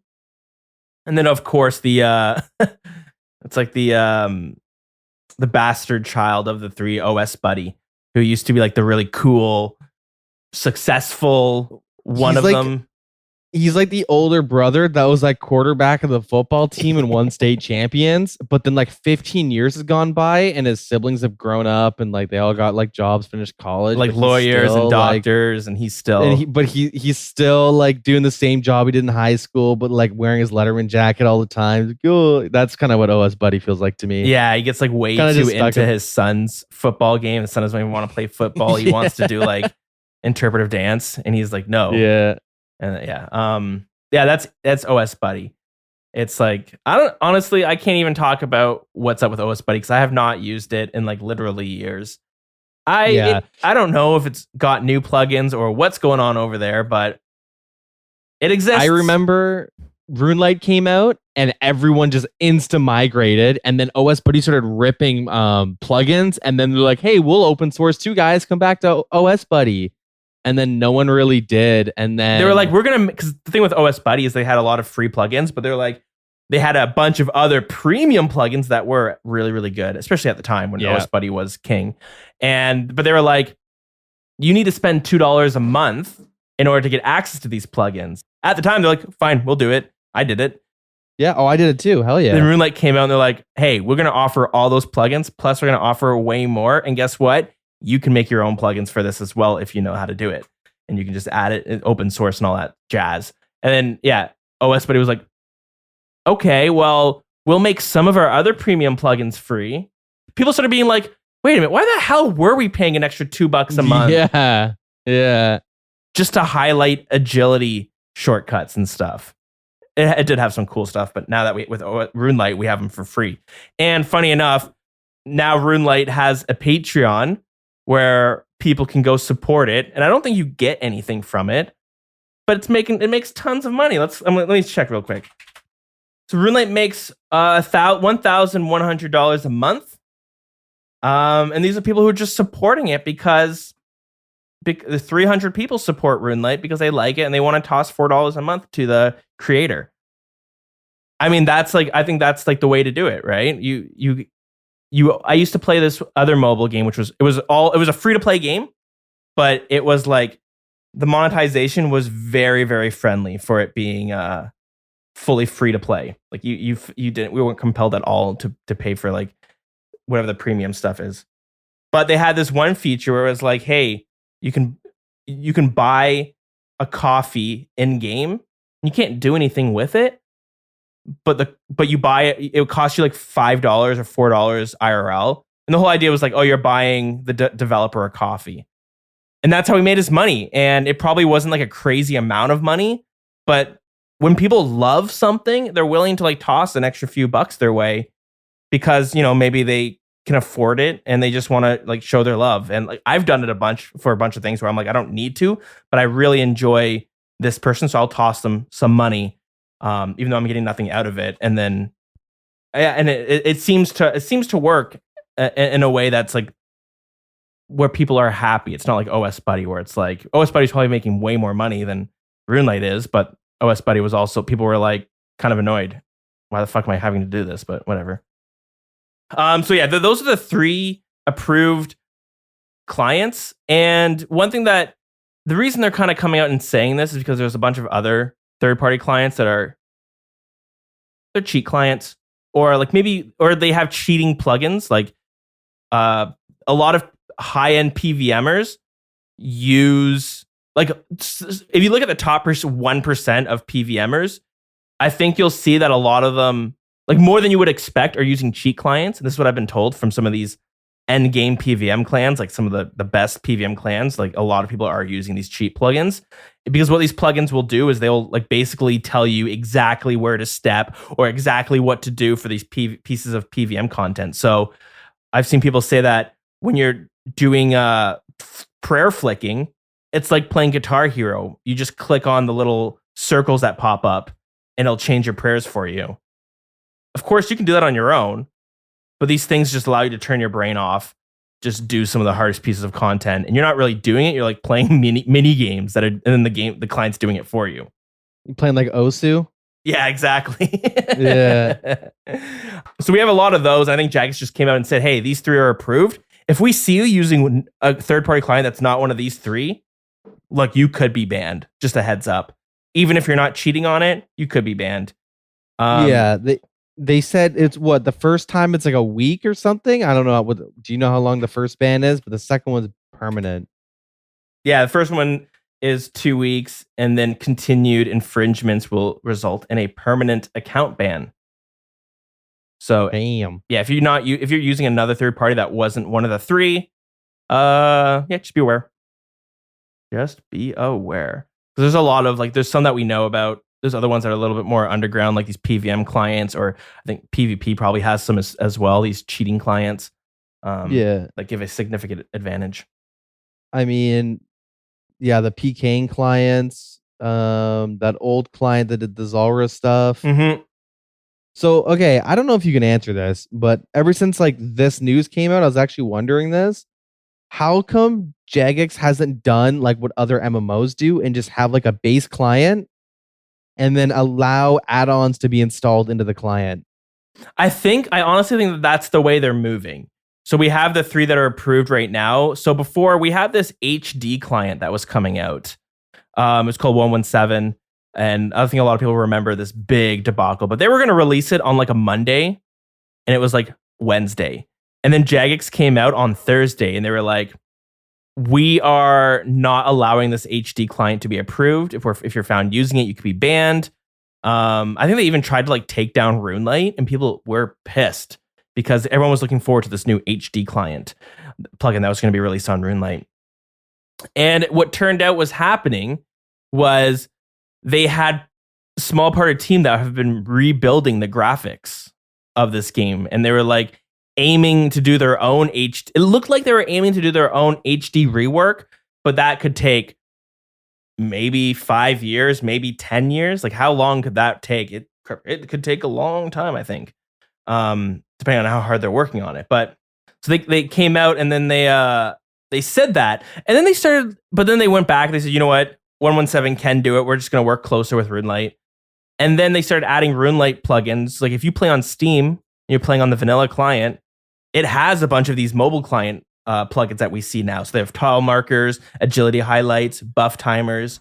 And it really seems like they're slowly moving in the way of making their vanilla client have all of these essential plugins. And then they're going to turn around and say, all right, found on any other plugin, any other client, and you're going to be banned, because they're also moving to this new, I hate when I'm having to talk about back-end developer shit, but they're moving from their Java-based client to a C++ client, which is on Steam right now. And I think eventually they're going to have a stronger stance saying, if you're found on any other client, you're banned. I think that's the way they're moving. Now I could also see them turning around and being they've approved these 3 clients. I could see them working closely and being we're officially adopting these 3 clients. We're going to take OS Buddy as well, because he's just he's like the brother that tags along on let's say there's the 3 brothers, HDOS, RuneLite, and OS Buddy. RuneLite's going to go hang out with some of their friends. Well, take OS Buddy with you. You got to take OS Buddy with you. Oh, but Jagex. Keep in mind, the main developer for OS Buddy used to work at Jagex. Yeah, and OS Buddy came from a botting client called PowerPod as well. So it gets messy, but yeah, so that older brother that was quarterback was also juicing at the time. let's not forget about that. He was juicing, and the coach knew, and the coach loved it. They're keep the juicing up because we're winning these games. And now he's suffering because of it. He's got heart problems and stuff. Yeah, and small testicles. Yeah, exactly. Yeah, I hate to see it. So yeah, it does seem like they're going to go through the way where they're implementing these anti-bot systems where it's oh, we detect you're not using the official client. Boom, you're banned. Yeah, I was just thinking it might be easier for Jagex to just have their base client, but then allow like I hate to say it, but like Curse or something, Curse Forge, and just have an add-on section where you can just kind of go in and download your add-ons like all the other MMOs. I don't know if that would just cause there's probably like they definitely have their reasonings why they don't do that. Yeah. I just haven't heard anyone ask that question, and I haven't heard like Jagex like talk about any of that. Because like if people are gonna make illegal plugins, I was reading that like all the illegal clients and like plugins are people, they get like a fork, like a copy or something of RuneLite, and then they just make their own clients. And I was actually looking around after I saw people talking about this, and there are people that have like Patreons of like a bunch of like illegal client or illegal plugins that you can just like custom download for your RuneLite, and you gotta pay for them. And I'm assuming like you're not gonna get banned if you use them because the guy advertises that you're not gonna get banned. And like the dude was raking in like I think it was close to like $600 or something a month, which is how much he was charging each month and how many people. Yep. I don't even know how many plugins the guy had, but I know he had at least 2. There was like it was like a Demonic Gorillas plugin. Yep. And I forget what the other one was. But like so there are people that find ways around this. Oh yeah. RuneScapers always do, right? There's always someone who's going to figure out ways to get past the system. Yeah. So I don't know. It's nice to see like the clients, like at least the RuneLite stuff get implemented into mobile, and then them kind of like be more firm with their stance on like what you can and can't do. Yeah, totally. Yeah, we'll see. I think we're going to see this kind of continue, this trend. But moving on, we had another event that happened this week. Although this one, whereas the Pride event got a lot of publicity, you know, they had like broadcasts and all this stuff. This event went really under the radar more than people expected. We had a lot of people going like, wait, what? This is happening? But we've been talking about it a little bit. They've been trickling it in different dev blogs. But we had the Dead Man Mode rerun finale that happened the other day. So they tried to do Dead Man Mode like 6 months ago. They got DDoSed. What else is new? And they ended up saying like, okay, you know what? We're going to redo the finale because that was a shit show.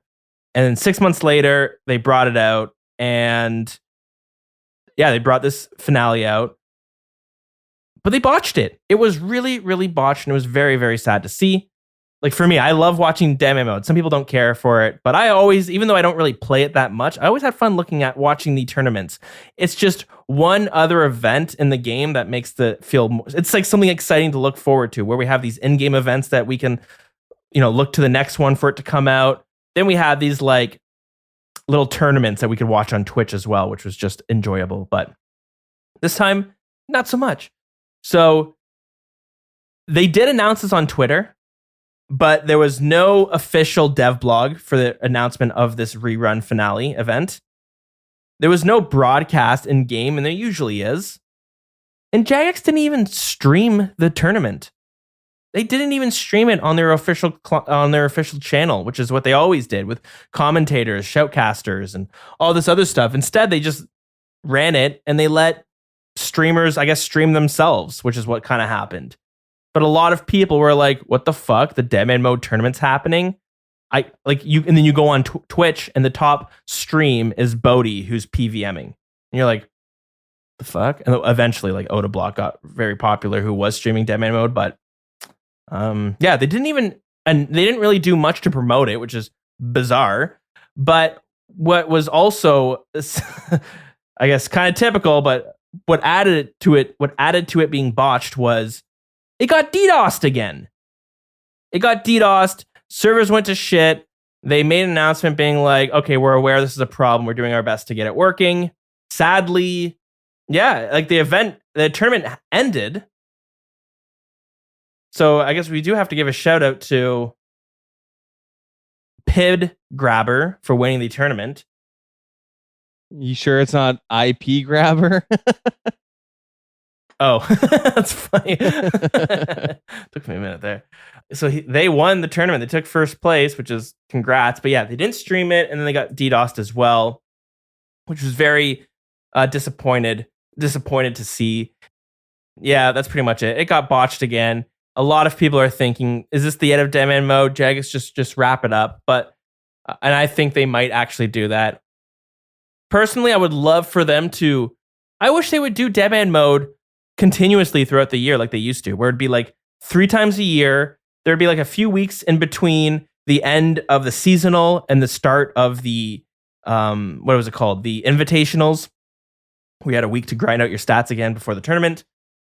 But once the stream ended of the finale, the servers would open up again for the new seasonal and everyone could jump in. So it was like this very exciting event on a Saturday. We'd be watching it, see who wins, see what problem it happens, because if it didn't get DDoSed, Jagex did something to goof it up.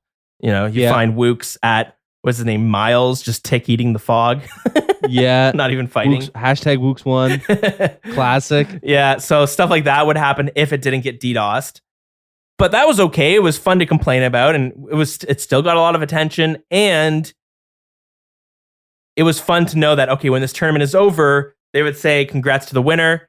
Guys, the seasonals have opened. You can log on and play. And those first couple of days were tons of fun. I always fell off after the first week. But the first few days where you had hundreds and hundreds and hundreds and hundreds of people jumping on the server, it was a lot of fun. You felt like you're just like, you're at the start of the race with everyone, and then you'd fall off and you stop playing. But those first few days were awesome. We don't get those anymore. We got Deadman mode once every 2 years, it seems, and then the finale gets botched and they take 6 months to try it again, gets botched again. But I think that would be like, people would be less dismissive of it if we opened up the seasonal afterwards, because then people are like, yay, let's hop back in. But then the tournament ends and everyone goes, that was it? It ends, and then you're like, okay, well, I guess that's it for now. We'll wait to hear about the next Deadman mode update if it ever comes out. So anyways, I don't know.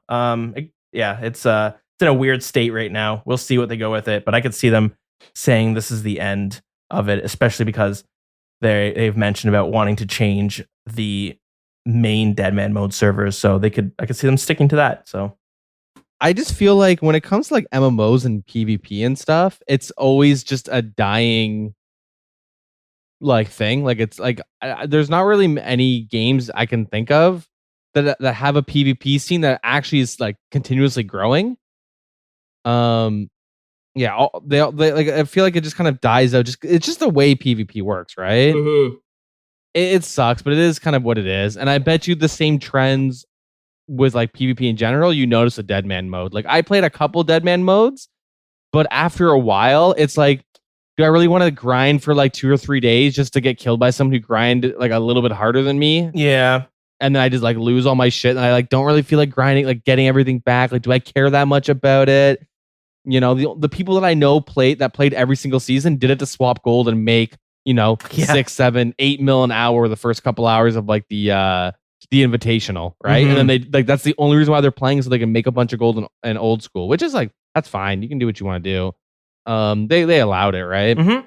But like, I think it's just a way, especially with Deadman mode, it exacerbates the issues with PvP and like all MMOs, not just RuneScape. But it's everyone who PvPs wants to be that like shark in the ocean, just fucking eating everything up, right? Yeah.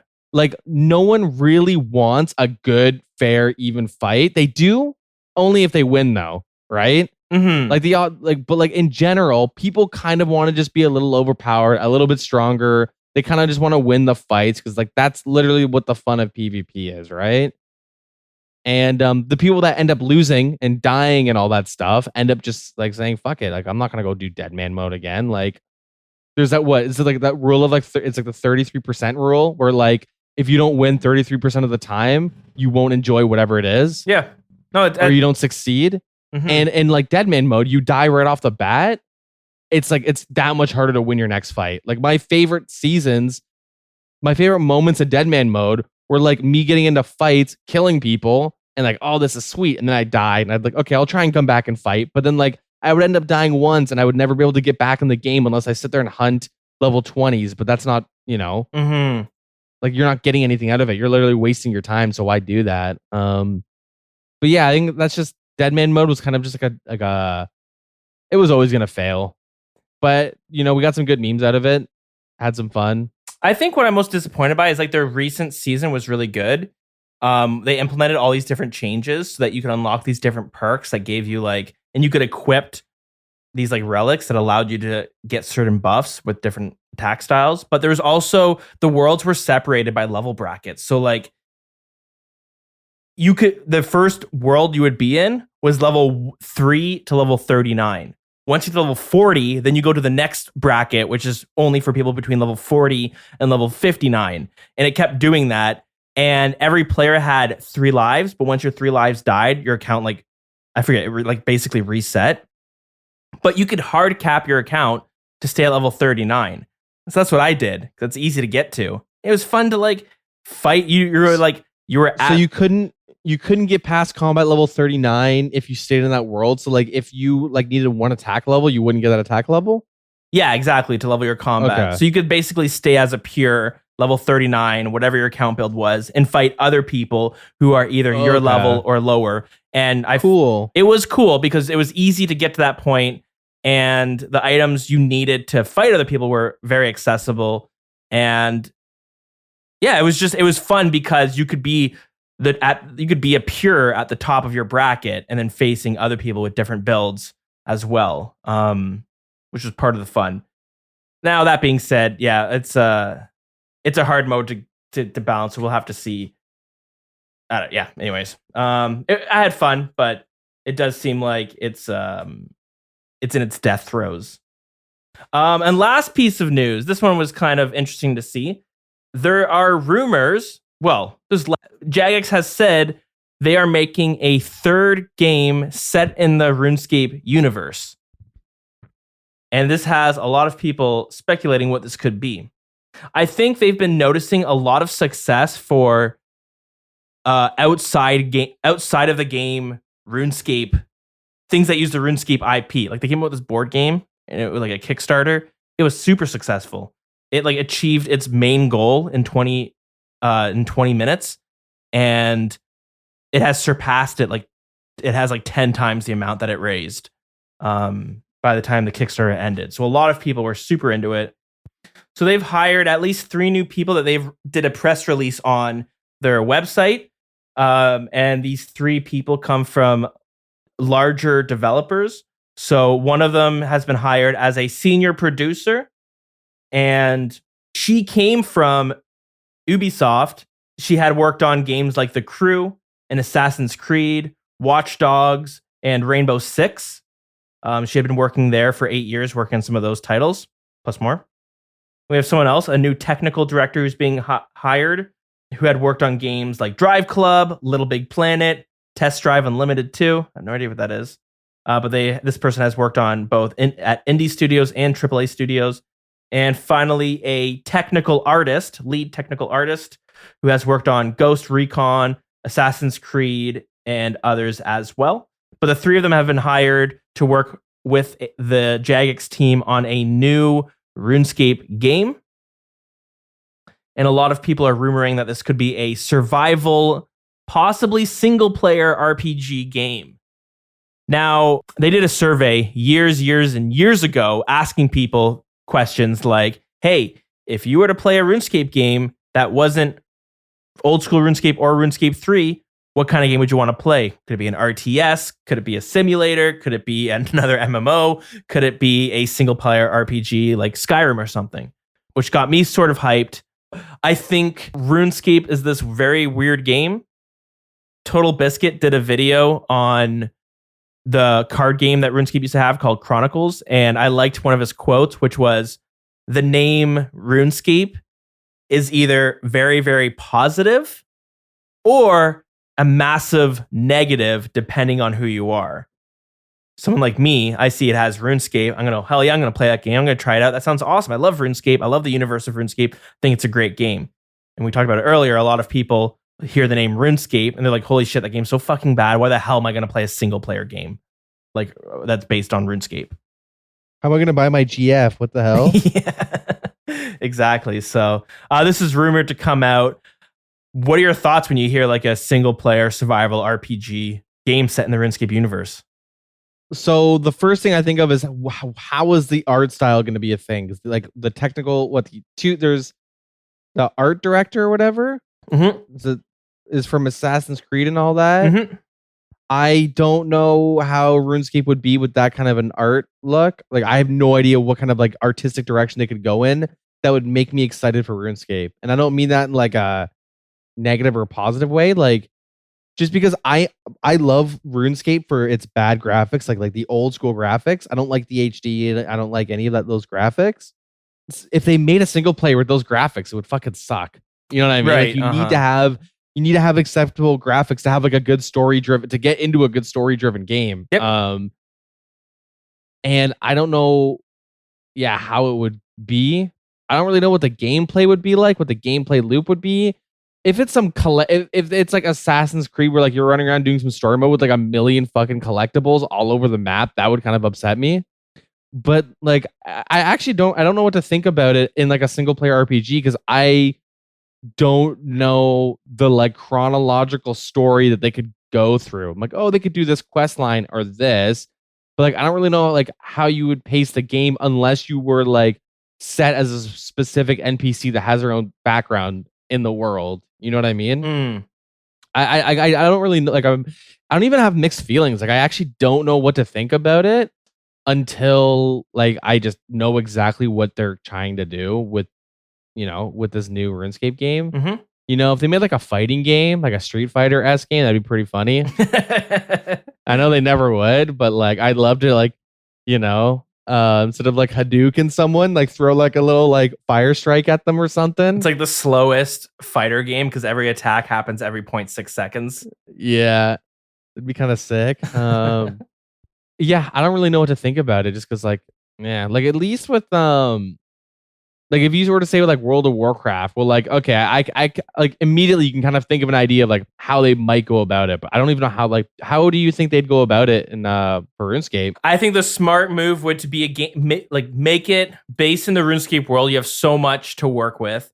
You could have it, if it's like Skyrim and you do some of the quests that are in the game that we see now, but you build them so they're much more cinematic. Don't make it like old school RuneScape where it's just dialogue you read and it's like like Animal Crossing was like yeah, like, but you make some sands from Undertale. But you can make it like super cinematic by like RuneScape 3 came out with a trailer for the newest update where you're gonna fight Zamorak and it comes with all these different quests, and I watched it and I was like, holy shit, this is really freaking cool. Like the cutscenes and all this stuff was awesome. And I was like, that's amazing. When I play RuneScape 3, it's all fully voice acted and the quests are amazing. Now, you could put that in a game that looks like Fable, that looks like Skyrim, whatever it is. And then you make these quests that much more dramatic because you have so much more to work with. I think you're pulling me in. And then also like you have it like Skyrim. It's like open world. You can go check all these different places out. But hey, there's a main city of Varrock. We all know the game to be like 5 steps from Varrock to Edgeville. But reality, it's much farther spread apart. And they've kind of teased this in different ways, whether it's through quests or just like dev blogs or things they say on Twitter, but also the novels that came out kind of help you get some perspective on the world, where I always liked how, I've mentioned this a bunch, but in the first few chapters of the book, that's all I read was the first few chapters. I have to go back and read it. They travel from Falador to Taverley because they need to go talk to the druids. And basically they have this ring of life that they found. And they're like, we have to bring this insanely powerful magical item that prevents you from getting killed. We're going to bring it to the druids to see what they know. And then that trip from Falador to Taverley takes them 3 days, and they have to camp and along the way and stuff. And they actually camp by the Doric's shack, and it's like this outpost that's just like kind of out in the woods. But it's like, that's cool. I think it's like a 3-day journey. And they've also mentioned how Varrock is like this massive metropolis, but what we see in game is basically everything boiled down. It only has the necessities. So look at how many people are in Varrock. Now multiply it by how much you need to multiply it so that the population is 100,000 or whatever it is. Like, how big would that city then be? You have the slums there. How big is that going to be? How big is that area going to be? I think you have some cool things to like really touch on with all these different cities, and you have a lot of ideas to work with. But we know Jagex, where they can do very good stuff sometimes while simultaneously doing very bad content or updates at the same time, or like they abandon projects all the time, right? So but I think there's a lot you could do with it if you make it like a Fable sort of game and that kind of playstyle. Fable 1 I wasn't doing like the other two, but I don't know, I think there's a lot of potential. You just can't make the game be like, oh, it's old school RuneScape but single player and first person or whatever it is. Yeah. I think, or even RuneScape 3, you can't make it that grindy. You just can't make a single player game that grindy because people are going to move on and play the next game that comes out and never touch it again. So, I'm looking forward to it, but yeah, it's going to be interesting to see what comes out of this. I'd be down if you played as Oziak, you know, the guy in Edgeville that you need to talk to for RNG Dragon Slayer 1. Yeah. The dude with the gut. Or Wise Old Man. Right. Him in his younger days. Just breaking into the banks. Yeah, when he's a young whippersnapper, you know. I mean, you could do that. That's kind of cool. You could set this game also in the Third Age right before the God Wars breaks out. Like, that's just kind of neat. Yeah. I don't know. I think there's potential, but it'll be interesting to see what direction they go. If they go. But yeah, I'd be into it. But yeah. I mean, I'll always be excited for like a new RuneScape game type thing. Yeah, totally. But yeah, that's it for the news. So why don't we take a quick little break and then we'll come back. We did get some call-ins, but we'll go listen to those calls and then we'll wrap this show up. Yep. Okie dokie, we're going to take a quick little break and head on over to the Grand Exchange, you know, where all that fun stuff happens. Mostly spamming and scamming, actually, but anyways, that's sort of a separate issue, sort of semi-related.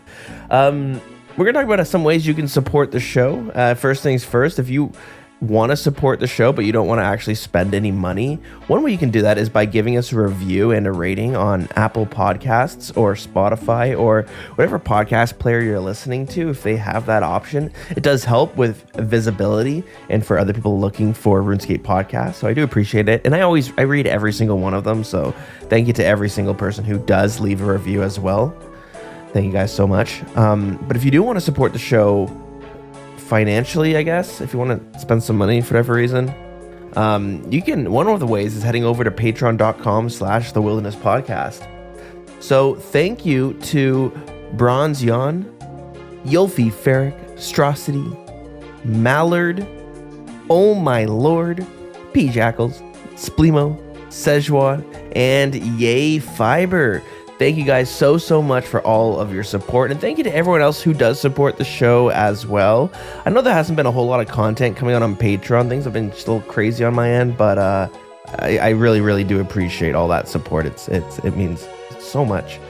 So yeah, thank you guys. But if you're not really into signing up to monthly subscriptions, and I get it, I'm pretty sure I just signed up for a monthly subscription and I jumped on the trial or something, and I don't remember what it was. So now I'm just gonna have to watch for when I get charged on my credit card. That's kind of annoying. The whole point of the trial is to cut it before you get caught, but so many times I forget to write down or set an alarm or something, and next thing you know, I get hit with like a $20 charge for this stupid program, whatever it is.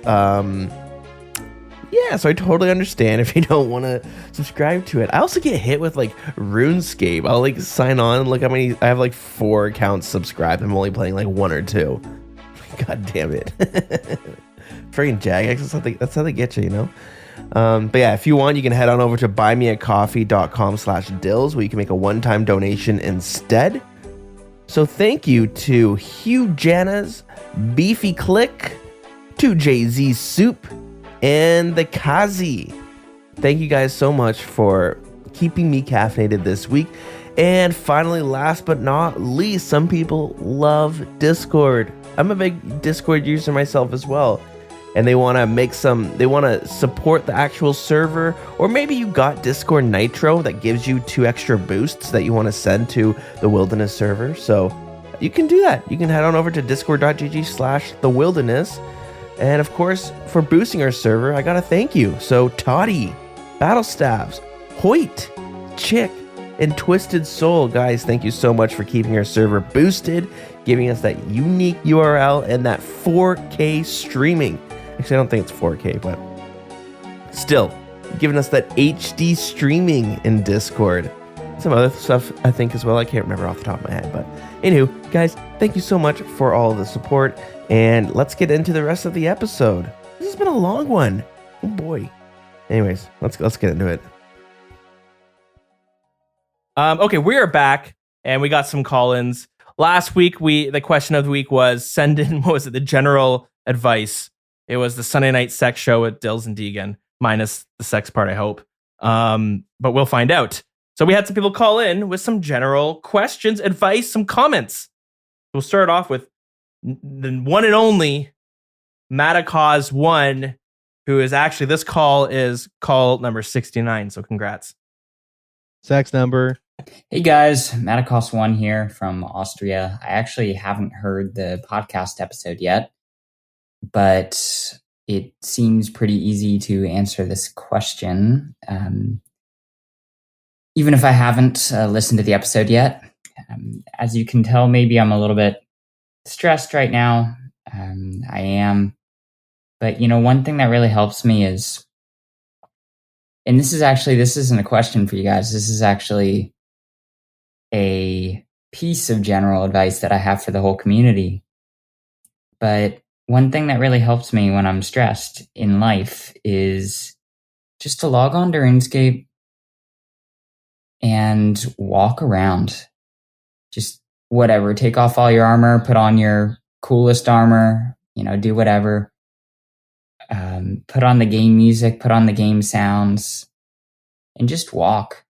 Just explore the world a little bit, listen to the great soundtrack, walk past people, maybe say hi, maybe give people compliments every now and then. And it really helps with stress, at least for me. And I just wanted to give that advice to everybody. So that is Matacause1 over from Austria. See you guys. Thank you very much, Matacause1. He's going to listen to last week's episode and hear the mention of, I forget what her name is, but the Sunday night sex show. And he's going to be like, oh dear God, what did I call into? Yeah, I think that's a great advice. There's a lot to explore. One thing I love when Prifdina's came out was exploring the area, because there's a lot of like weird things you could bump into, and you're like, oh, that's interesting. And there's a lot of like houses you can just go explore the upstairs and then learn that there's absolutely nothing upstairs, but still go up there.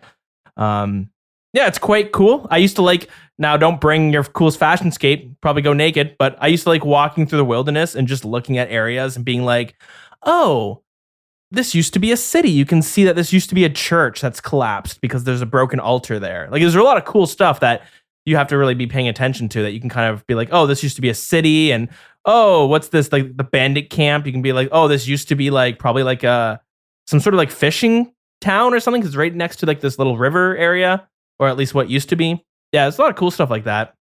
Next up is Mr. Beef. Hey guys, it's Cody or Beefy Click, and I guess you could call this advice. It kind of, has something to do with the question of the week. An old guy once told me to never turn down advice.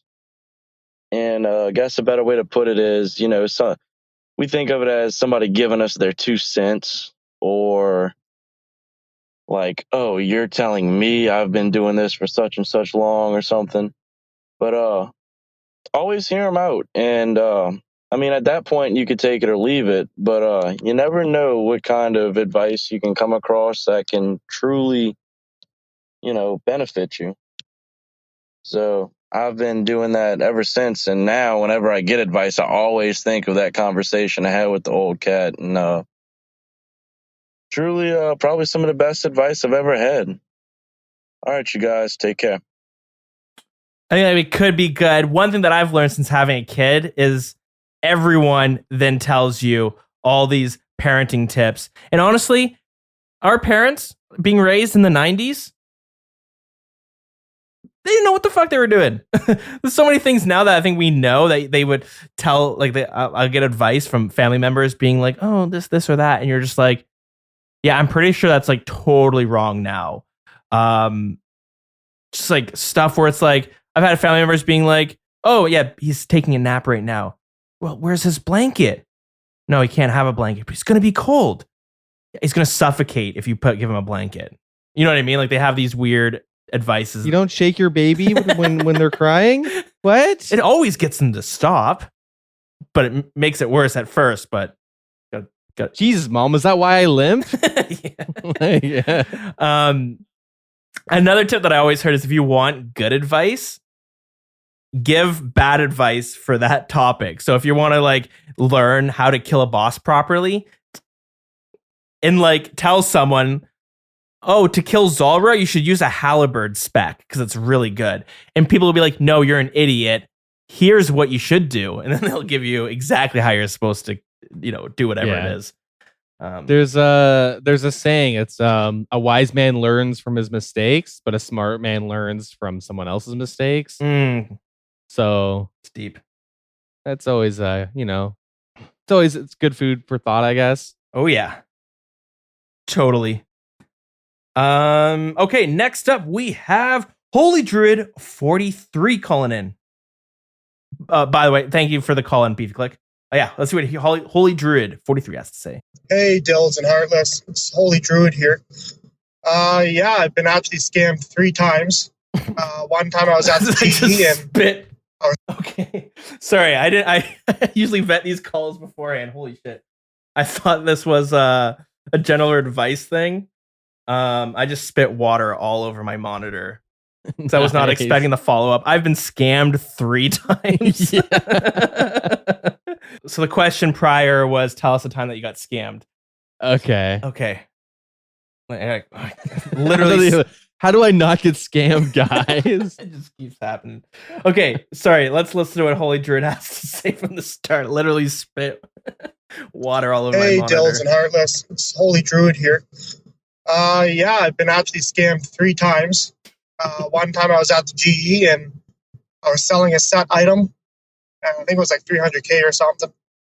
And some guy was giving me these weird amulets, I guess they use for farming patches that I didn't know at the time. Long story short, I found out I couldn't sell them on the GE and I was out 300K. And then the other time I got scammed, I fell for one of those phishing links, the spin the wheel for the bond and double XP weekend. So I got keylogged both those times and lost everything. So I'm currently on the second rebuild, but I haven't been scammed after that. So hopefully, I think I learned my lesson. Cheers. Holy Druid, thank you so much for calling. I'm so sorry you got hit with some of those scams. And I'm sure I hope you do call in if you do get hit again. But I'm sure, you know what? We get hit 3 times, and then you know what? We're super smart because of it. We're too smart. We don't click any links now. Sometimes Jagex will actually send me something, and they'll be like, "Hey, Dills, here's your update." Da, da, da, da. I'm like, I'm not even gonna read this because even if it's true, it's probably gonna be a scam. You know what? It might feel really bad to get like your bank cleaned a couple times in RuneScape, but it's better to get scammed in RuneScape than in real life. Totally. Like there are people that get scammed by those Nigerian princes and lose thousands of dollars, like unironically. I was at the bank yesterday and there was an old gentleman in front of me who was talking to the teller, and all I heard was the teller was like, yeah, so what they did was it was a fraudulent check that you submitted, which means once it got cleared, you got the money in your bank, and then that money got pulled out because they realized it was fraudulent. And the man was like, well, how come that wasn't caught? Like, why would you guys give me money if I gave you a fake check? And they're like, because it's hard to tell. It takes time to process, and that's when we find out it's fake. And by then, so what happened to him, I'm guessing, is someone messaged him, was like, hey, I need you to buy some things off the Grand Exchange because I hit the buy limit. What I'm going to do is I'm going to give you a check for $5,000. Here's the check for $5,000. Can you just give me $4,000 back? And and then you get an extra $1,000 on top of it. But I don't know why I started with this GE metaphor. It's not going to work. But like, anyways, and then so he gives them the $4,000, keeps the 1,000, and then he loses 5,000. So then he's in the negatives 4,000, and he's like just doesn't realize what happened. I was listening to that and I was like, damn, that sucks. Yeah, that's brutal. Yeah, better in game than out of game for sure. Yep. Hey, and I was actually talking to my buddy about this, but there's a lot of scams that are that like come from RuneScape that you will find like out in the real world. I don't know if it's still a popular scam, but the whole like, give me $1 million, you won't regret it. Give me $100K, you won't regret it. I don't know if people still do that scam. Follow me into this van. Well, like the not even lure.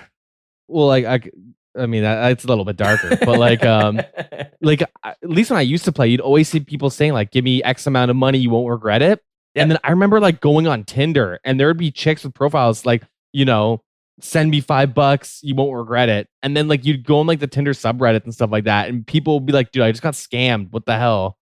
You know what? Every time you get scammed on RuneScape, just take it as a, lesson to apply to real life. So not too bad. Could be worse. Totally. Definitely. Totally. So thank you guys so much for calling in. And guys, anyone who wants to call with some general advice or whatever previous stories, feel free to call in at any point as well. That being said, the question of the week this week, I think, keeping in theme with how positive the community was, I want to hear what do you guys have a wholesome social story that has to do with the game? This was sent in by a listener, Drew, some weeks back, and I put it into the list of questions of the week, and now we're finally getting to it. So, Deegan, do you have any wholesome stories? I guess I can start it off because have done some We Do raids in the past, which is this like community of like finding people to run a raid with. And so I'm gonna even ignore, I bumped into a PKer on Reddit, and now we chat all the time, and he's helped me learn how to PK a bunch, which is really cool. But yeah, doing We Do raids, I've had some awful experiences, to be honest. Some of them that was so like uncomfortable that I never want to do We Do raids again. Hey, join the club. Yeah, I've had some really ones that I felt very, very bad. They're very rare. I probably had like 1 in 25 that it happens. Yeah. But when it does happen, it sticks out so hard and it's hard to forget. Yeah. Sorry to quickly say this, but I got to vent for a minute. I still remember carrying like 2 or 3 other people and then wanting to split the supplies we got at the end of the raid. Where like they kept dying. I had to hard carry them. And I got like dynamite. And then one of them was like, "Yo, you like trade?" And I declined. It's like, "Bro, what's the split?" I was like, "Fucking split my ass cheeks apart. You're not getting any of this." What? You only split uniques, buddy. And I haven't done a raid with them since with We Do raids. But people usually have good experiences. Sorry. Didn't mean to interrupt. No, it's good. But like on the same note of having like really bad experiences, I've had a lot of positive experiences. I remember I've been doing some Theater of Blood and some other raids, and every now and then I'll be doing the learner raid where you have to be like, most people you're raiding with have like less than 20 KC, but there's always this one guy that pops in and he'll have like thousands of KC, and next thing you know, he's running the raid, carrying it, but he's spending time to like teach people different strats. He's like watching people raid, and then he'll stop and be like, "Oh, hey, I noticed you did this. What you should be trying to do is this," and he'll like really walk through, and he spent like an extra hour on top of everything teaching everyone how to raid and all that stuff. And I've noticed that there's like a lot of people who are willing to take the time out to teach people things when, it's not efficient. They're slowing down their gold per hour and their uniques per hour and their completions per hour, but I guess they're enjoying it. They love teaching people things. So I noticed that there's a lot of wholesomeness when it comes to teaching people end game stuff specifically. I mean, there's always just like a really big reward when it comes to like teaching people anything. It's always just super satisfying to like watch them enjoy it or pick it up or, get better at whatever. Do you have any wholesome experiences? Oh, I have like hundreds. Especially when mobile came out. I don't know if you remember, but when mobile came out, I like took it upon myself to spend maybe like a week just hanging out in like Lumbridge free to play area and like offering like help and advice to like new players. And I wouldn't give people money. I refuse to give people money because a lot of people would just ask for money. It's like, no. But there's a lot of people that I would like, I'd show them around. I'd tell them some quests that'd be good to do. I'd explain like parts of the game. I'd like, follow me. Let's go. I'll tour around, Gillinor, all this stuff. And I met like a lot of really nice people, and that was pretty good. Yeah, I had a lot of like really wholesome moments, I guess, when Old School first came out. Like I had like a little group of friends, and they all quit like before I was level 90.